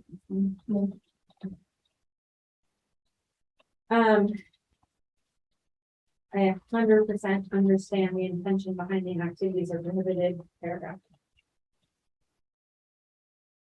But I'm finding a lot of holes in it, and that potentially may fall. My concerns are this paragraph falls into the content or viewpoint discrimination part of things. When we have a limited open forum. I mean, I think generally speaking, so Sam, this is one of the ones. Mhm. I think generally speaking, if the idea is it performance rates and stuff like that, I'm not sure we're gonna have to deal with that, but maybe we will. The big key is do not disrupt other library activities. Mhm. That's the point, right? Do we have that anywhere else? So the one on, is this one? So I was reading activities are prohibited, Oh. are considered detrimental to the accomplishment of the mission. Oh, down there. Community rooms applying for the use of the library meeting spaces. They're responsible for communicating the full scope of the activities planned, including anticipated attendance. And any out of the ordinary effect that may have on library operations. I mean, understand the intention of your event shouldn't be disrupting others. In terms of normal library usage. But asking groups to explain exactly what they're doing. And then by which metric do you tell them, no, they can't do that? It could be perceived as viewpoint discrimination. And could get us into the.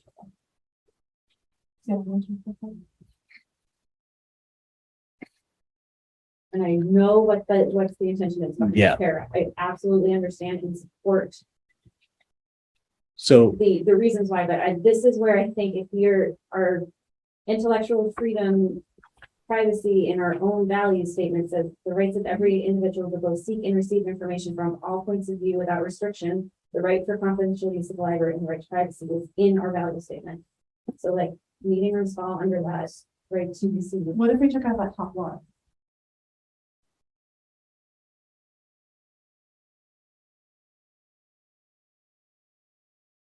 Well, I still think the second line's But they are already asked to communicate what they're.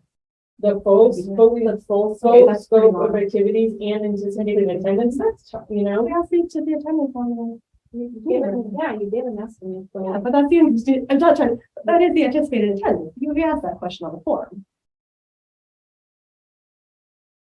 I guess You know, what's your concern?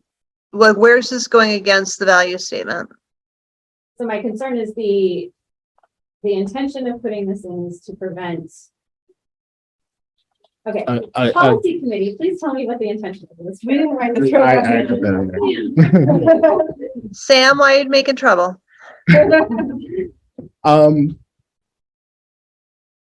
So what if we take out prohibited? What if we just say so the intention is if there's like a group that is just looking to make trouble, basically. Mhm. And if they want to come in and, it's a way to like a stopgap measure that I can say no, which I can say to any group, technically. I mean, that right is given to me in there. So in a limited public forum, you can restrict use based on time, manner, and place. Saying you can't And have a disruption certain to library and activities. instructions allowed for manner. So I can say, if you're going to have an event that's going to have media coverage from all over the country that's coming in, Mhm. I'm not talking about every Girl Scout troop telling me. I feel like this is in here to This is cover. where the viewpoint discrimination comes. Does the first line cover it though? I'm sorry. Activities are prohibited which are considered detrimental to the accomplishment of the mission and goals of the library, or mission goals and functioning of the library. Does that cover you? I think so. So I think that the gray line here is the intellectual freedom piece of this.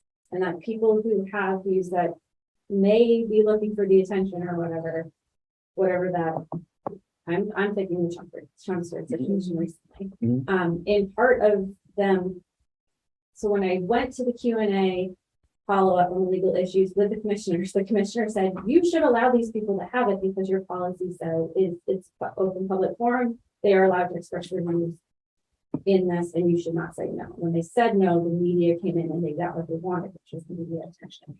So us saying no actually brings attention to it. So we have So- not just for that, we haven't said no to anything Right. in this paragraph. All I'm saying is discuss it with me. So we can take out prohibited. I mean, I could say yes. I have concerns about this paragraph, so if someone wants to take a second at, So our issue, I mean, I think.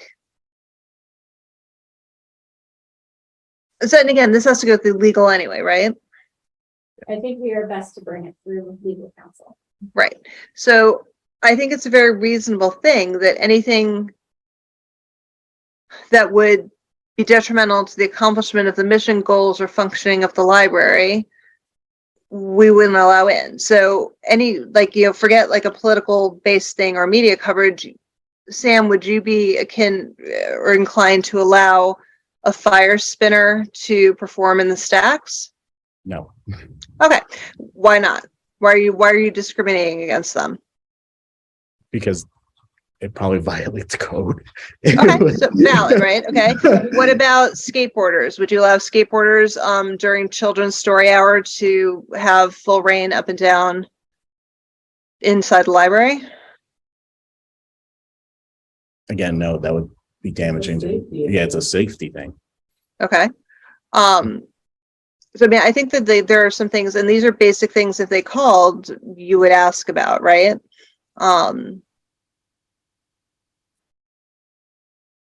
because that would disrupt the functioning of the library. So just remembering, one of the values and rules of the library is intellectual freedom. So you Mhm. have to walk this line really carefully. But Right. none of this is saying, So mission goals, functioning policy or procedure of the library, that's that's what we can prohibit from. If it's anti the mission goals, The library policy, is- procedures, or functioning. prohibited are things that are detrimental to the mission, Mhm. right? So if our mission is intellectual freedom, great. And can I just put out here? There could be like a group that I totally abhor. I would probably let them use the room because I Of course do you agree with intellectual freedom. I Right. just want to know if it's going to be, disrupt the library in some way.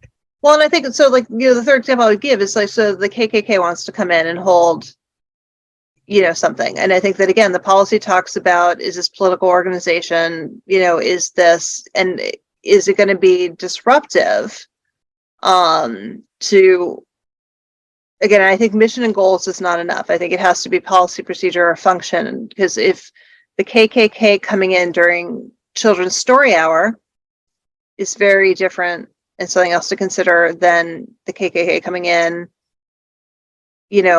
for s'mores in the afternoon on the patio, like we can abhor that. But if it hits all the other parts, I don't know that we have a leg to say no to Exactly. or should. So then we wouldn't prohibit. I think Sam's been pretty clear that like if they're coming in for the KKK book club, you know what I mean, and it's not, and they're coming fully hooded, during kids hour or when other patrons are there, maybe not after hours. Like again, like I feel like that potentially meets our policy, and our policy says we're not standing by the patrons that are renting the room necessarily, but it wouldn't be disruptive per se after hours, depending on who else is on the calendar or things like that. And they're members of the community. And you know what I mean? Like I don't know. Like I think that is up, but I think it covers us to say, function of the library. If there's other things going on in the day, because there's also an obligation to protect other people and other events that are happening in the library at that time. And Sam's not obligated to pull in police presence to allow another group to come in. I mean, like, I think that's where I go, at least. I think that kind of covers more, but I'm not a lawyer. Yeah, this- But I don't think the mission and goals, I think mission and goals are too loose. I agree. I think it has to come down to what's happening in the building at the time. And I think that gives Sam, from my limited but school experience, that should give Sam a little more coverage. And I think that the other lines in there, I would take to the lawyer. But I think if you're saying that you have to have the full scope of activities planned, then I think, Sam, what you have to start asking everyone for consistency is what I'm doing with my Girl Scout troop next Sunday. I mean, this is practice trumps with policy in this case. And also probably having a little more information about what you're doing will help you move groups around if the groups needed the space. So But you have to do that for everyone. So like if Andy wants to come in and do something on it, you have to. And you can't say, oh, but it's Andy, or, oh, but it's, Wendy and the Girl Scout troop. You have to ask, and you have to ask what supplies. You have to ask if I'm bringing glitter. Like I'm making light of it, but like I think that you need a script at the phone with everyone answering the phone to book the room. And I don't know that you want to go that way. And that's where I'm not sure you're aligned with the mission or goals of the library. Can we say, this is just slightly different, take out are prohibited, activities which are considered detrimental, or activities which are deemed detrimental to the accomplishment of the mission goals and function of the library will be prohibited, or maybe prohibited. Better. are you making changes to the students? Oh, that's because they're in its comments. They don't update time. Oh, it's their suggestion. Okay. Activities which are deemed. No, it's fine. I was wondering why they go for in real time. It's almost like you write for a living, Chris. No. Oh. That's okay. Just saying that feels less Maybe. harsh. Yeah. if there was a sentence in the prior version too, about if the police detail is needed, that one. I think it's the next sentence that is the problem. I do. Yeah, think the full scope part. Yeah. You can take that out. So that is, those are the two sentences that I were like, But I think you could keep that in though, Sam, if you wanted to say, you know, to determine your groups may be asked about scope of activities, including anticipated attendance to help determine alliance with mission goals and functions. So if you want the flexibility around that, but not have to do it, you could say like, these might be screening questions. If there's a concern or if there's a question about, you know, the fidelity to that. If those are things that you want to keep in, Sam. I just don't want you tied to them, if that makes sense. And Sam, please feel free to be like, nope, you're wrong. This is the way to do it. No, I think that makes sense. All right, I'm gonna update, let's see how we like it. Determine, I know.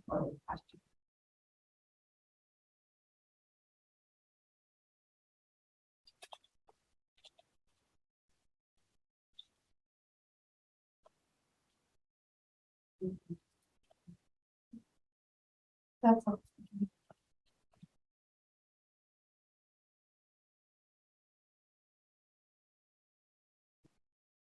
Oh, is that better?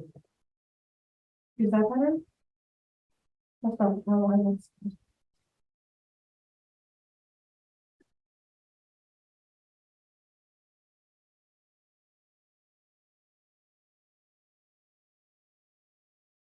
right, so.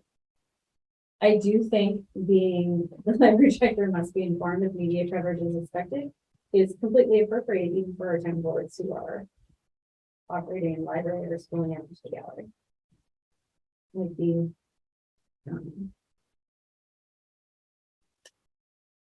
select boards hearing for the gun bylaw, for example.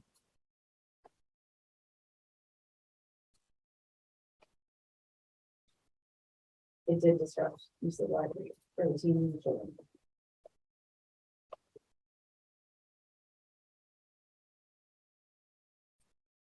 How do we like this?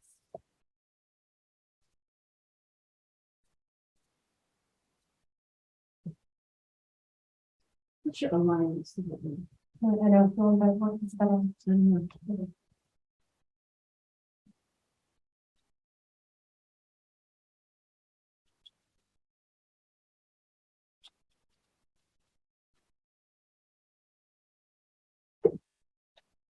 Because all we're saying, we're not saying it has to align, That's true. we're saying that it can't be detrimental. Right, you're right. Right. There you go.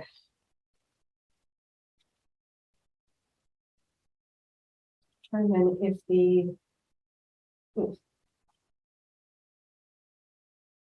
How much Should we take that? Yeah, can you just say that out? Just take Just that say the out. library Maybe. commission goal, yeah, just say that Yeah. groups applying for the use Yeah. may be asked to speed up. Yeah, Great. I think that's okay.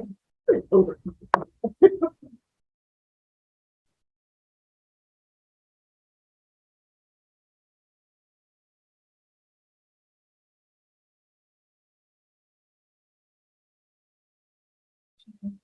Better.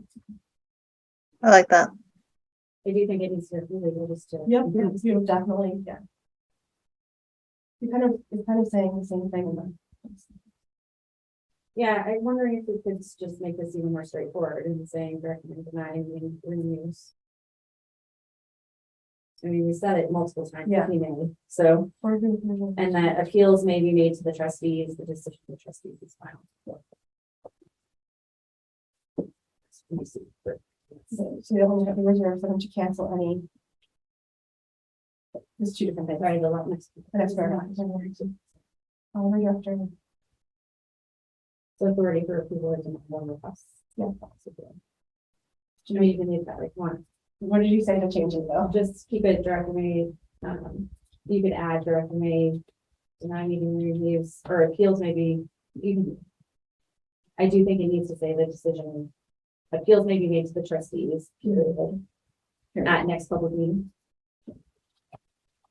And, the decision of the trustees.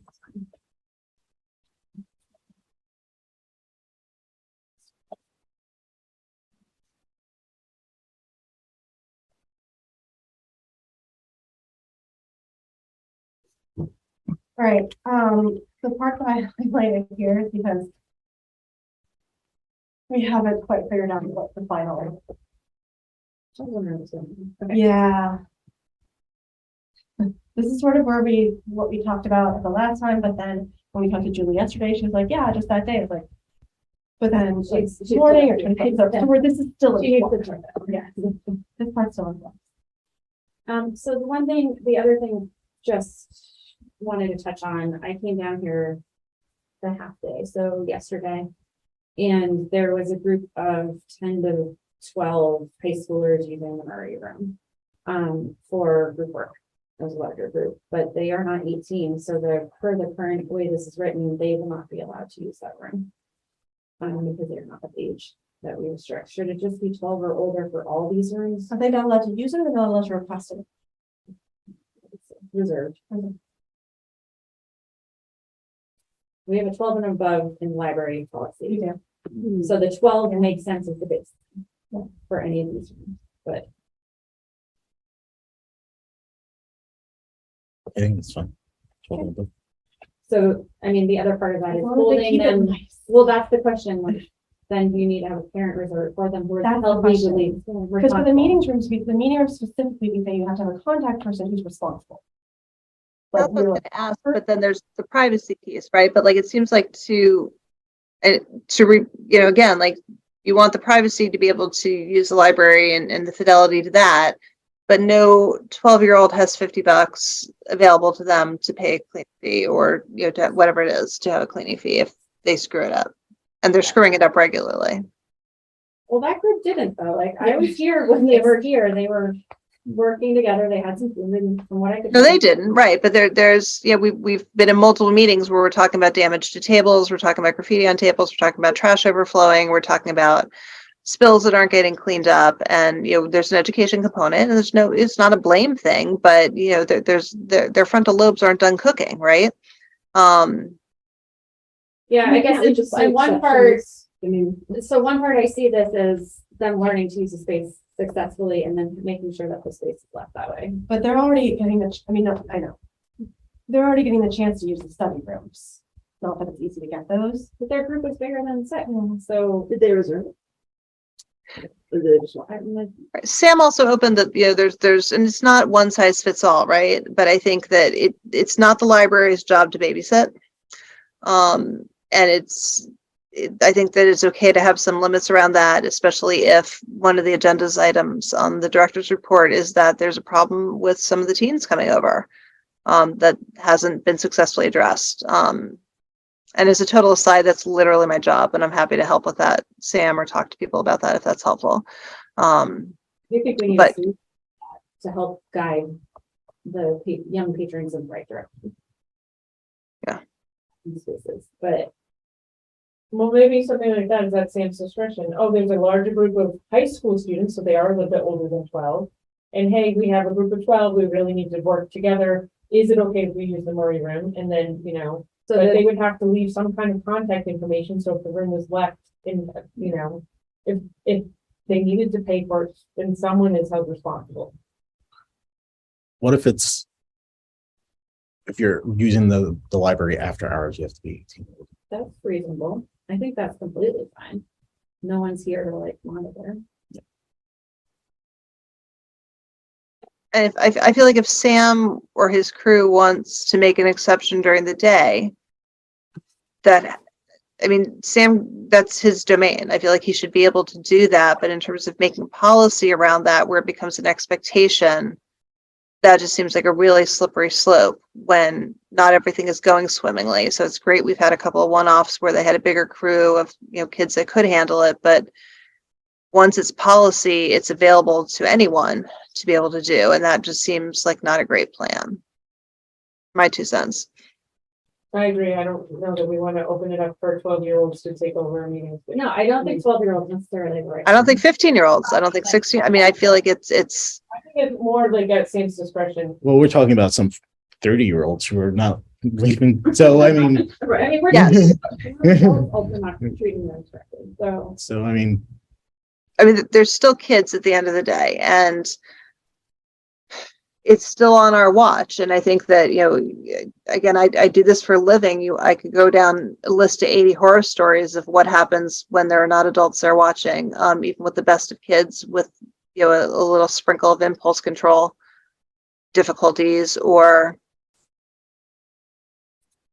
that doesn't even have to do about the room. It becomes a he said, she said. It becomes someone pressured me to do something. It becomes, and it was all because like, I don't know that we want to go down that road. I don't know that we want to be the ones that said it's okay to take a room.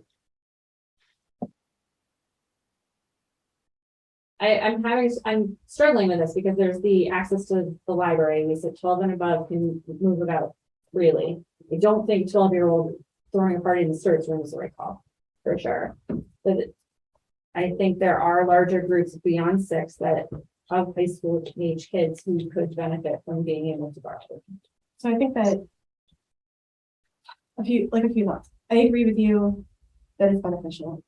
I don't know what the right age is. I do feel like, as opposed to, yes, having access to the whole library, it's different from the responsibilities that come with reserving and being a room. And I feel like even though there's 30-year-olds, there's plenty of people who don't do it right. It's reasonable to have that be an adult that's responsible for that. So is there a way to say meeting room reservations for individuals under 18 need to have a responsible adult? And I mean, it says it has to be reserved by them. yeah. You're gonna run into patrons. They're like, can I borrow the room with my friends? And you're gonna be like, no. Yeah. They're not 18. Well, and again, like Sam can make they can be in the gallery area and pull tables together and be quiet. And I've seen huddles of them doing that before. So again, there's also some question of like, why the room? I'm the most jaded one around the table, but there's some question about like why that has to happen there. Should we add more tables to the gallery? Okay, There's a couple. No. wait. Okay, but say, does this policy allow you, if they came to you and said, you know, hey, we see the room's empty, can we just use it? Does this policy allow you to say yes? I think that's my I mean, question. they were working around the computer in that room together. But did they ask or did they not ask, right? They might have just, they did, okay. But does our policy, and I want to make sure our policy allows it, so that you're not restricted to saying no. I would like to allow it. Okay. If we can. I feel like, there's what somewhere say here, like, everything is at the discretion of the library director. So if Sam wants to say, hey, this group of like teenagers from high school can use the room without a reservation. It's only the line that says the meeting rooms must be reserved by an individual 18 years or older. So I think we need to add to that. If something like under the age of 18, please check with library staff. Something like that. Can we just say, or at the discretion of the library director? Slippery slope though, This would be allowed. in terms of like, you better be tracking which kids you're allowing, you better be tracking race, and you better be tracking a whole lot of different things about that. Because as soon as you don't let a different group do that, because So this says reserved. So if they came in and they asked, that's not reserving, that's just asking to use the meeting room. It's reserving the room. Is it? Yeah. It goes into the system. It goes into the system. Yeah.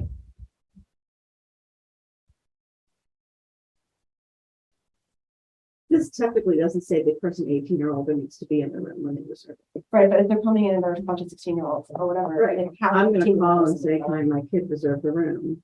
I think Wendy pointed out privacy issues with that potentially. Yeah. So what are we trying to do? this seems like a really specific problem for like a very specific group, as opposed to like, I feel like we're getting into the micro versus the macro.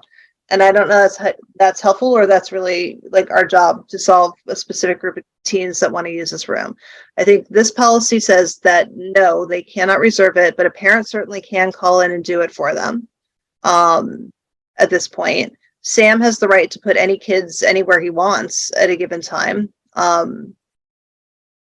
This policy doesn't prohibit that. I would argue you had best be really careful which teens you're saying yes to and which ones you aren't, so that there's not a discrimination issue, especially if we're not putting the louder ones or the cussing ones in there if they ask, and we're only putting the quote unquote good ones in there. That's a whole different problem, but that's my 2 cents.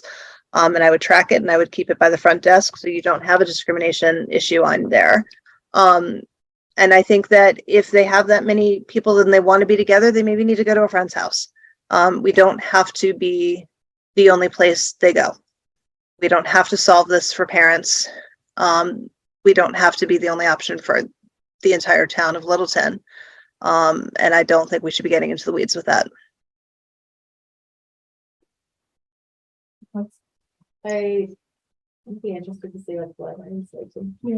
They can also rent 2 rooms and go back and forth between them. I mean, there are some options here, and I don't know that we have to spend more time solving this for them. This does allow Sam to put them where he wants them. Is there anything in here about what happens if you don't? I can't remember if we put like There's fines and then there's removal of privileges, I think, somewhere. right. I do think some of it, as we reorganize it might be good to include more. Like some of it got lost, I think, because it got all Yeah, different. we're gonna- So it's just, there's some big level things that groups and then are big. Sam, have you ever imposed a fine or withheld a patron from being able to reserve? Not while I've been here, no. Has there ever been a situation where you thought you should?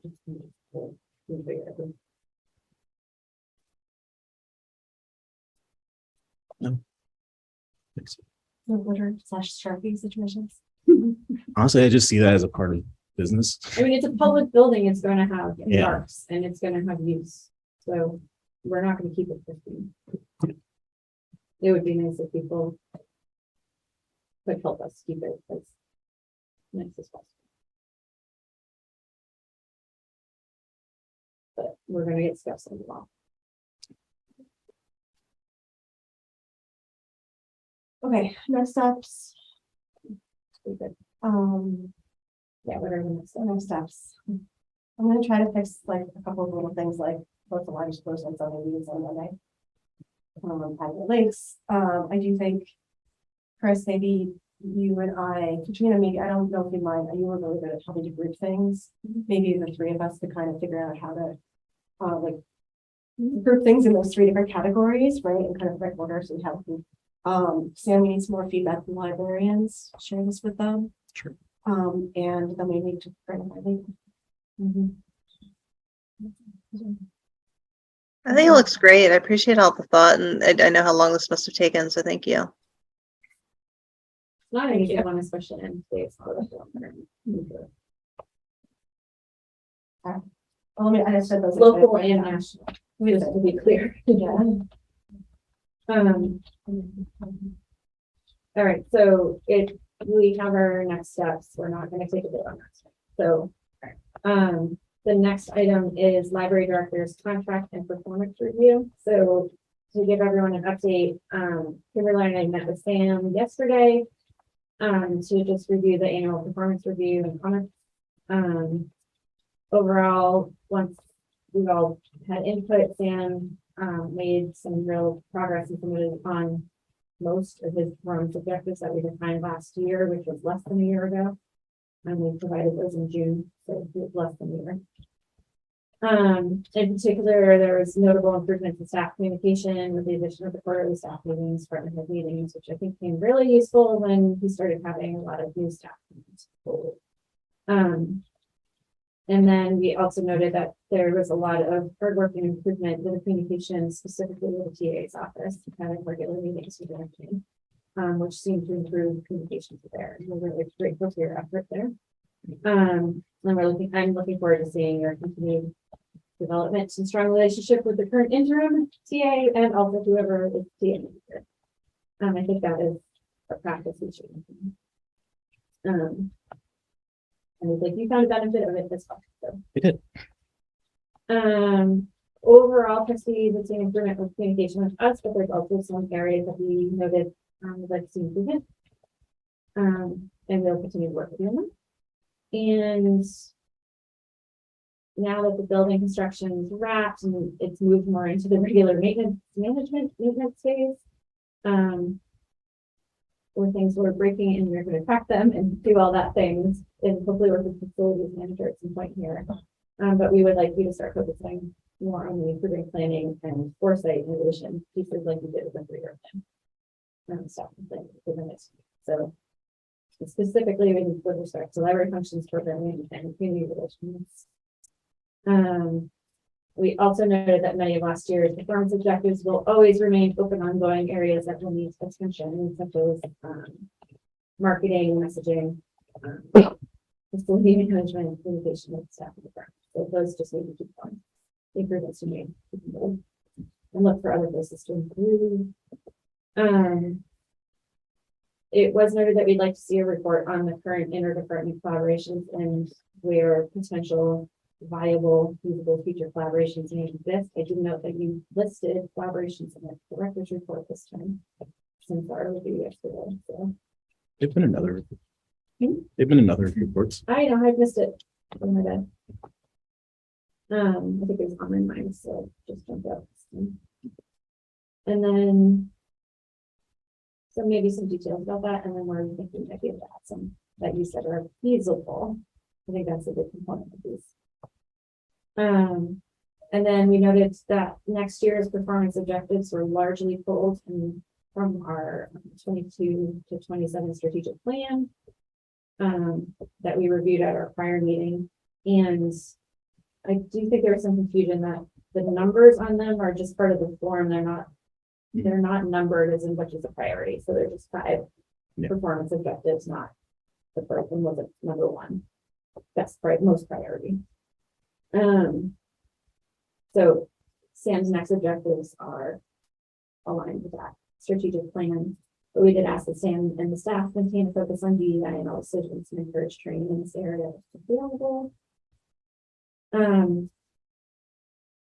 So I think our review was productive and we had a great conversation back and forth, which is I always appreciate.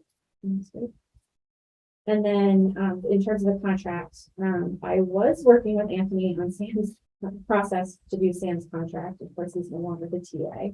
So I went to Ryan, and Ryan connected me through to the head of HR, Michelle. So right now, neither one of them was present the last time Sam's contract was negotiated and executed. So the process is most of the contracted employees are through the TA's office. It's not clear whether there's a different process we're supposed to go through. So they are investigating how that goes down. And I'm supposed to be meeting with them in 2 weeks to go through that. And learn what we're doing. But she is aware that we are also going to reorganize this next month's meeting. So that may be the next chair's responsibility to finalize. But I will, whenever the chair is, I will probably meet with them, continue to work with them. But I did email you the employees' time off from the handbook. So we can discuss that piece separately. New business. So the Viking controls software subscription. Yes. So Katrina had asked me to reach out to Viking to see what our subscription for maintenance is for the system and for any ongoing maintenance that they might perform. So let's see, for the actual software, I think this is all in your packets. If we want to do the 3-year, it's $1,882. If we want to do it for 5 years, it's $2,902.70. And that's just to continue the software to the existing. Yes. The existing. And then for continuing service,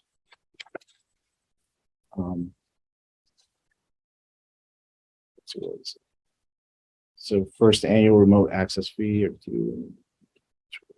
so 1 year preventative maintenance proposal is $3,900 plus $500 for a one-time first year setup.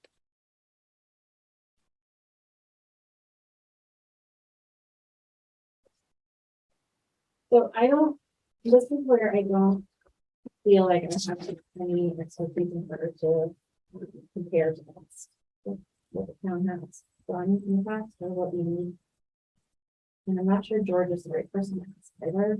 So I don't think the town as many systems like this. I think this might be the first system that happened. Yeah, so I think that's the, Which is part of the reason why it wasn't put in the facilities budget, because no one thought to have it. Right. For fiscal year 20.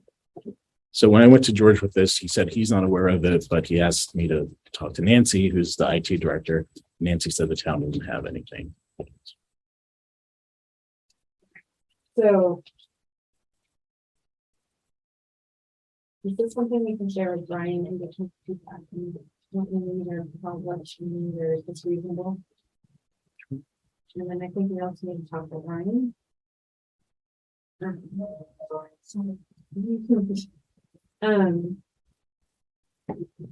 Again, we're right back into that key thought situation where the security system situation where like a basic cost for the library, given the way it was constructed. Which should be getting into the town's facilities budget at some point, if not this next year. So does this really backdate in here? Then we're doing the present.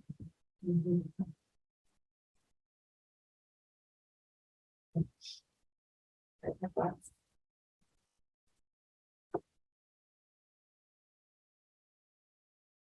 I was reviewing this time. Sorry. I mean, we will be in trouble if the system just stops. Yeah. So the system needs some insurance that we have.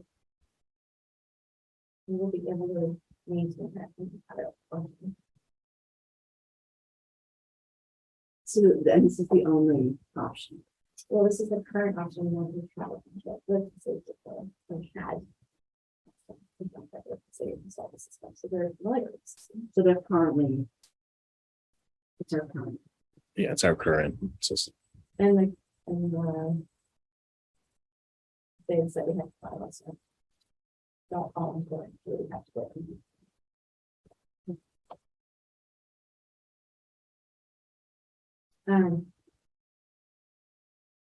Sam, I do. I'm going to just get some sort of, is this reasonable range? I'm going to talk to Ryan.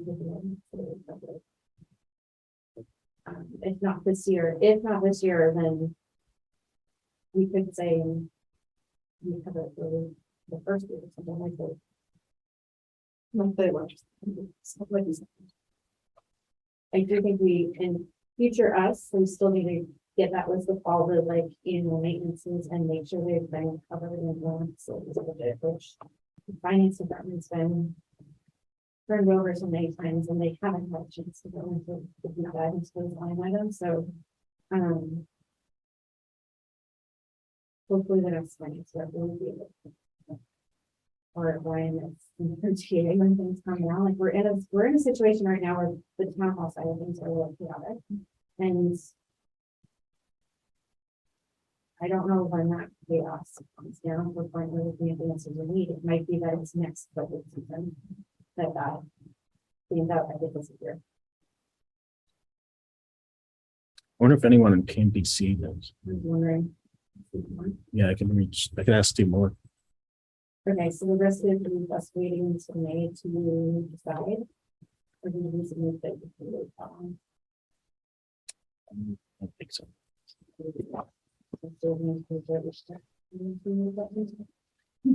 I would say no with this.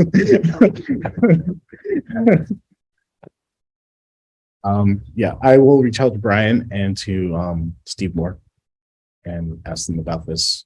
And then Ryan, see what Ryan can do. We talked about continuing your Yes. communications with Ryan, even though things are chaos for him right now. I think it's important for you to be like, this is this. Yeah. And then we can talk at our next meeting about how it gets covered if it gets covered.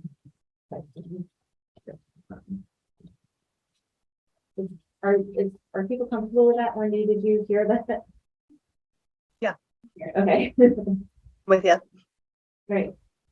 Yeah, I just don't have any way to assess whether this is a reasonable estimate. Okay. No. Where it should come out of. So is that your only question? Is it Are they like gouging us or is it? Well, I don't even know of these tasks listed, is this what we need? Like, I mean, they don't even tell somebody.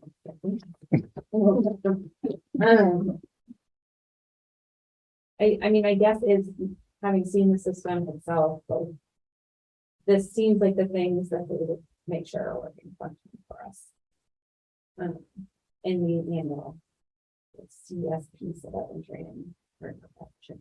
The continuing search program proposal seems to be the things that they were looking for. Our contract last.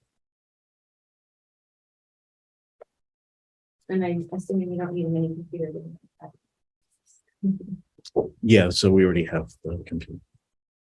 And then the software budget is separate, so these are two different things. Right. So whether it be 3 or 5 years or how that fits in, it's a different story. 3 years back in.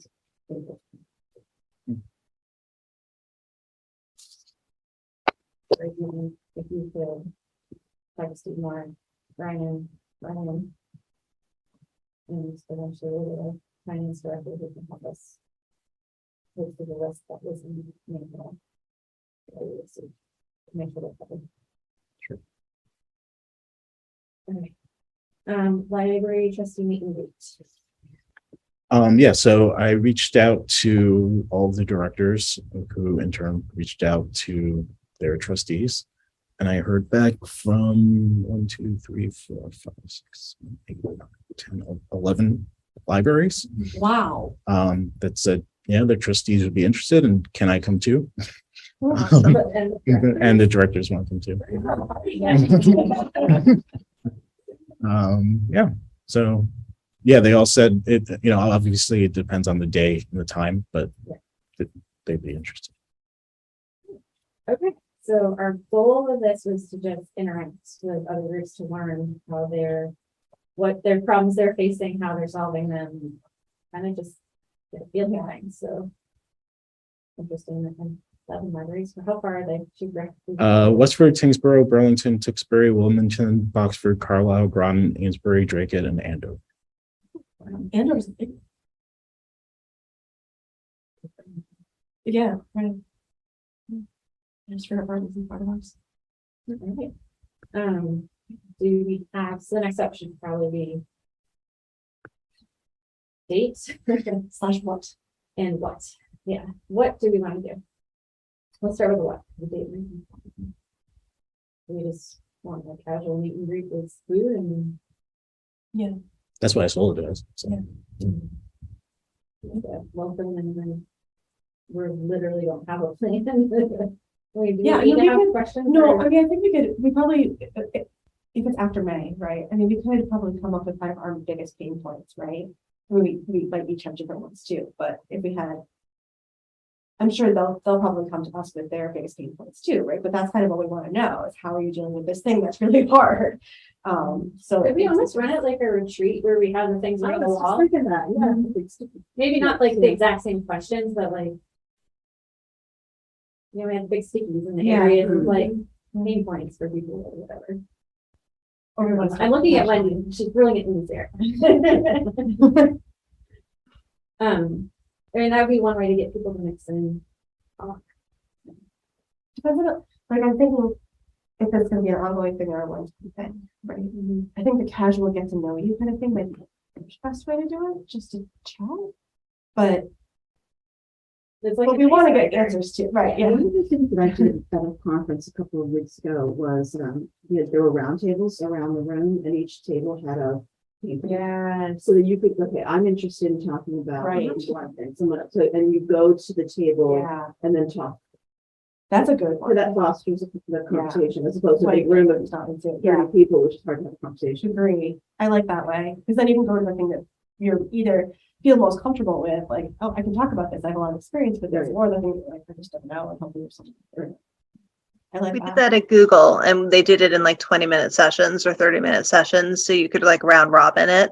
And we had everyone together when we started that and they did it electronically, but we've also done it on like poster board of like give 5 things that you really want to talk about. And then we saw where there were overlap, and then they had tables set up based on that, like, so that you can kind of find common overlap of interest. So I think that's a great idea, Chris. We could even prep that. I think we can prep it, right? So Right. Put it in advance, yeah. To figure out what the topics are and then. get the Right, tables, right. yeah. I like Yeah. that. But it's not hard to do in the moment too, because sometimes people like throw it in and then they don't show up that day, and then it's, you know, those sorts of things. But yeah, I like that. All right, when? How, but later.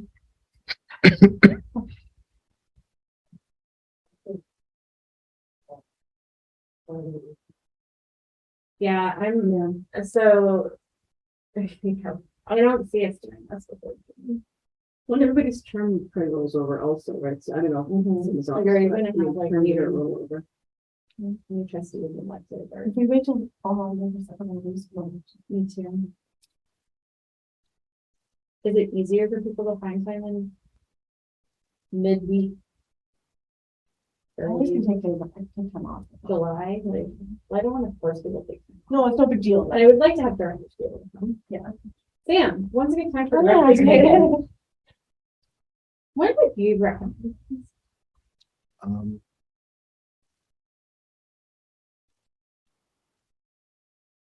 you know, Friday night. Friday and Sunday. Oh, not Thursday. Yeah. I don't know. That's the tough part because we are entering summer break, so it's going to be rough for directors. All. Whatever. Yeah, and then vacations and So do you think fells, like, do you think people could? yeah, I think so. Like September. Friday in September. Yeah, I is mean, there I any think value to offering a virtual thing like during a lunch hour and seeing? I mean, in person is better, but is there any momentum or any reason to consider a momentum doing like virtual? Because you can pop into virtual breakout stuff as well, just so you're not waiting till fall, or is it better to wait till fall? I think people wanted to meet. Yeah. Oh, that's fine. you tell people, hold it on the calendar. Yeah. Yeah. I mean, I'd rather in person too, but I just didn't know if there was urgency to it. That gives us some time to think about what we need to do and think about brainstorm. Well, and also inquire what's helpful, like what are topics you guys? Like, we're thinking of this round robin table thing so we can mix up and discuss different things in short. First, what are some topics that your library's facing? And it could be foundations, it could be construction, it could be meeting policy and collection, book challenges, you know, like, it could be just needed to see a face. Sure. And if people are struggling with fear.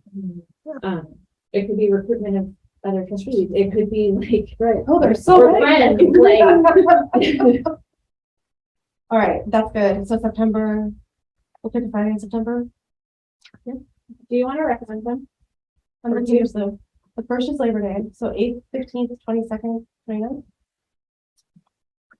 Not the 8th, but anything after that, I feel like just so we're in a group with school would be better for me. Yeah, that is the. So the 22nd or 29th has one. Where are Jewish holidays in there? 15th is the first night of Rosh Hashanah. So that's not 15. right. And then Yom Kippur is 10 days later, it's a weekday, a Monday. Yom Kippur is a Monday. Are there other holidays in there to consider? I don't know the Jewish ones. Sukkot? Do we have to decide a date right now? No, but Versus- in September, we should at least have them write them down. So right now we have the 22nd and 29th. I don't know if anyone else has another holiday calendar open, but I feel like we should be culturally sensitive, and I just don't. I don't have that loaded yet. So I mean, is it valid to say the week of the 18th is what we're shooting for? Is that what we're shooting for, or the week of the 11th? We're looking specifically for Friday, but taking into consideration, we'll try to look up holidays and make sure they're not conflicting with major holidays. So why Friday? Doesn't have to be a Friday. You I was thinking, suggested it, but yeah, I was thinking Fridays, a weekend, because most trustees work. But it's also, if the directors are coming, Fridays are usually the open days. So I'm not seeing, yeah, the 15th looks clear. I don't have all the holidays loaded. That's when Hispanic Heritage Month starts, but that's not like a celebration. 15th is Rosh Hashanah. Oh, so that's it. I'm not fully loaded. So then the 22nd looks, Yeah, I'm looking at the Hindu calendar, there's nothing. Anyone Christian? I'm not seeing anything on the Wiccan calendar. So it looks like the 22nd potentially, and we'll just double check that. Muslim holidays. This is again Muslim.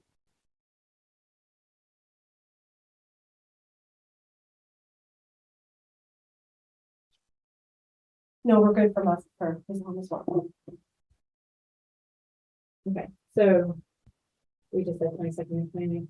Oh, that's One of those two, yeah. Sam, you want to send a survey out to the libraries that responded to see if one of those dates? What time frame are we thinking? evening. Would it be like 5-ish or like 7-ish? What are you thinking? Well, how long are we expecting this to go to? Maybe Like 2 hours, probably. 2 hours, yeah. 6 to 8. 6 to 8. Well, people expect there to be dinner foods if it's 6 to 8. Yep. Okay, and that's fine. We get sandwiches or whatever, but I just wanted. What about aqua? Dirigible. Yeah. I can look into it. Someone else can work on it. Actually, I'm on it. I'm on it. I love the task. We got it. Actually, if they apply for it, we just have to move it. But yeah. It's on the patio. Is it technically the library? So I mean, just go down the trail, right? And that's what the kids do. All right. I also apologize. I've got to step off because I'm needed for my kiddo. Is that going to throw off voting or close anything else out? I don't believe there's a vote. So do you have any updates you want to share before you step off? I think the library is awesome, and I think mini golf was fantastic. So that's all I got. All All right. Thank you. Thanks. right. Sorry, guys. Thank you all. I feel better. Yeah, bye. Thanks. Bye.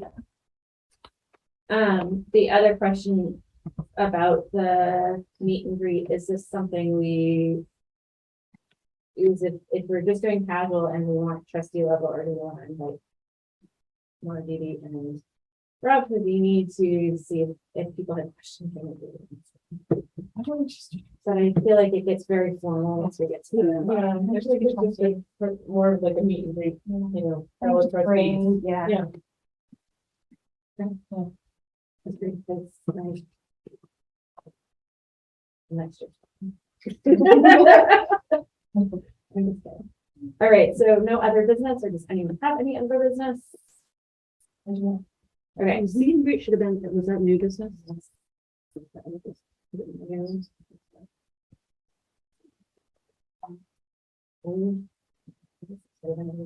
We have it under new. I'm just gonna make sure. All right, so trustee updates. Kimberly? Lots of meetings, mini golf was great. I got to go to both because the one I was going to go to got canceled. And everything else. You can even play. You didn't play part of it. You play? I didn't play. I didn't play either. I don't play. That's cool. Stressful. All right, next year, someone's challenging Kimberly to turn around. They carry all the bags, all the scoring, finding me. There's no bags in the golf. No, well, when you go to tables, everyone's bringing their pocketbooks with them. You gotta carry, someone has to carry all of them. That person. All right, next year, someone's challenging Kimberly. You're wrong. I think I'm challenged for the Kimball's before next year. There you go, I like it. That's just. Mini golf, I went Friday night, which was, with my girlfriends, and I was, too busy to take pictures. And then Regan and I played on Saturday, and she beat me, and she shocked me. But yeah, it was really, I had a great time. It was Friday night was great to see like a lot of people that I haven't seen. So it was very fun. I unfortunately was not able to come to mini golf. My father was memorial service in Catherine's home, and it didn't end up working out in my favor to get here. But yes, we But you are running for re-election. I am ready for your election. And we have to make I'm it just- all- Yeah, you have to meeting room policy. Legal policy. Yeah, that's huge.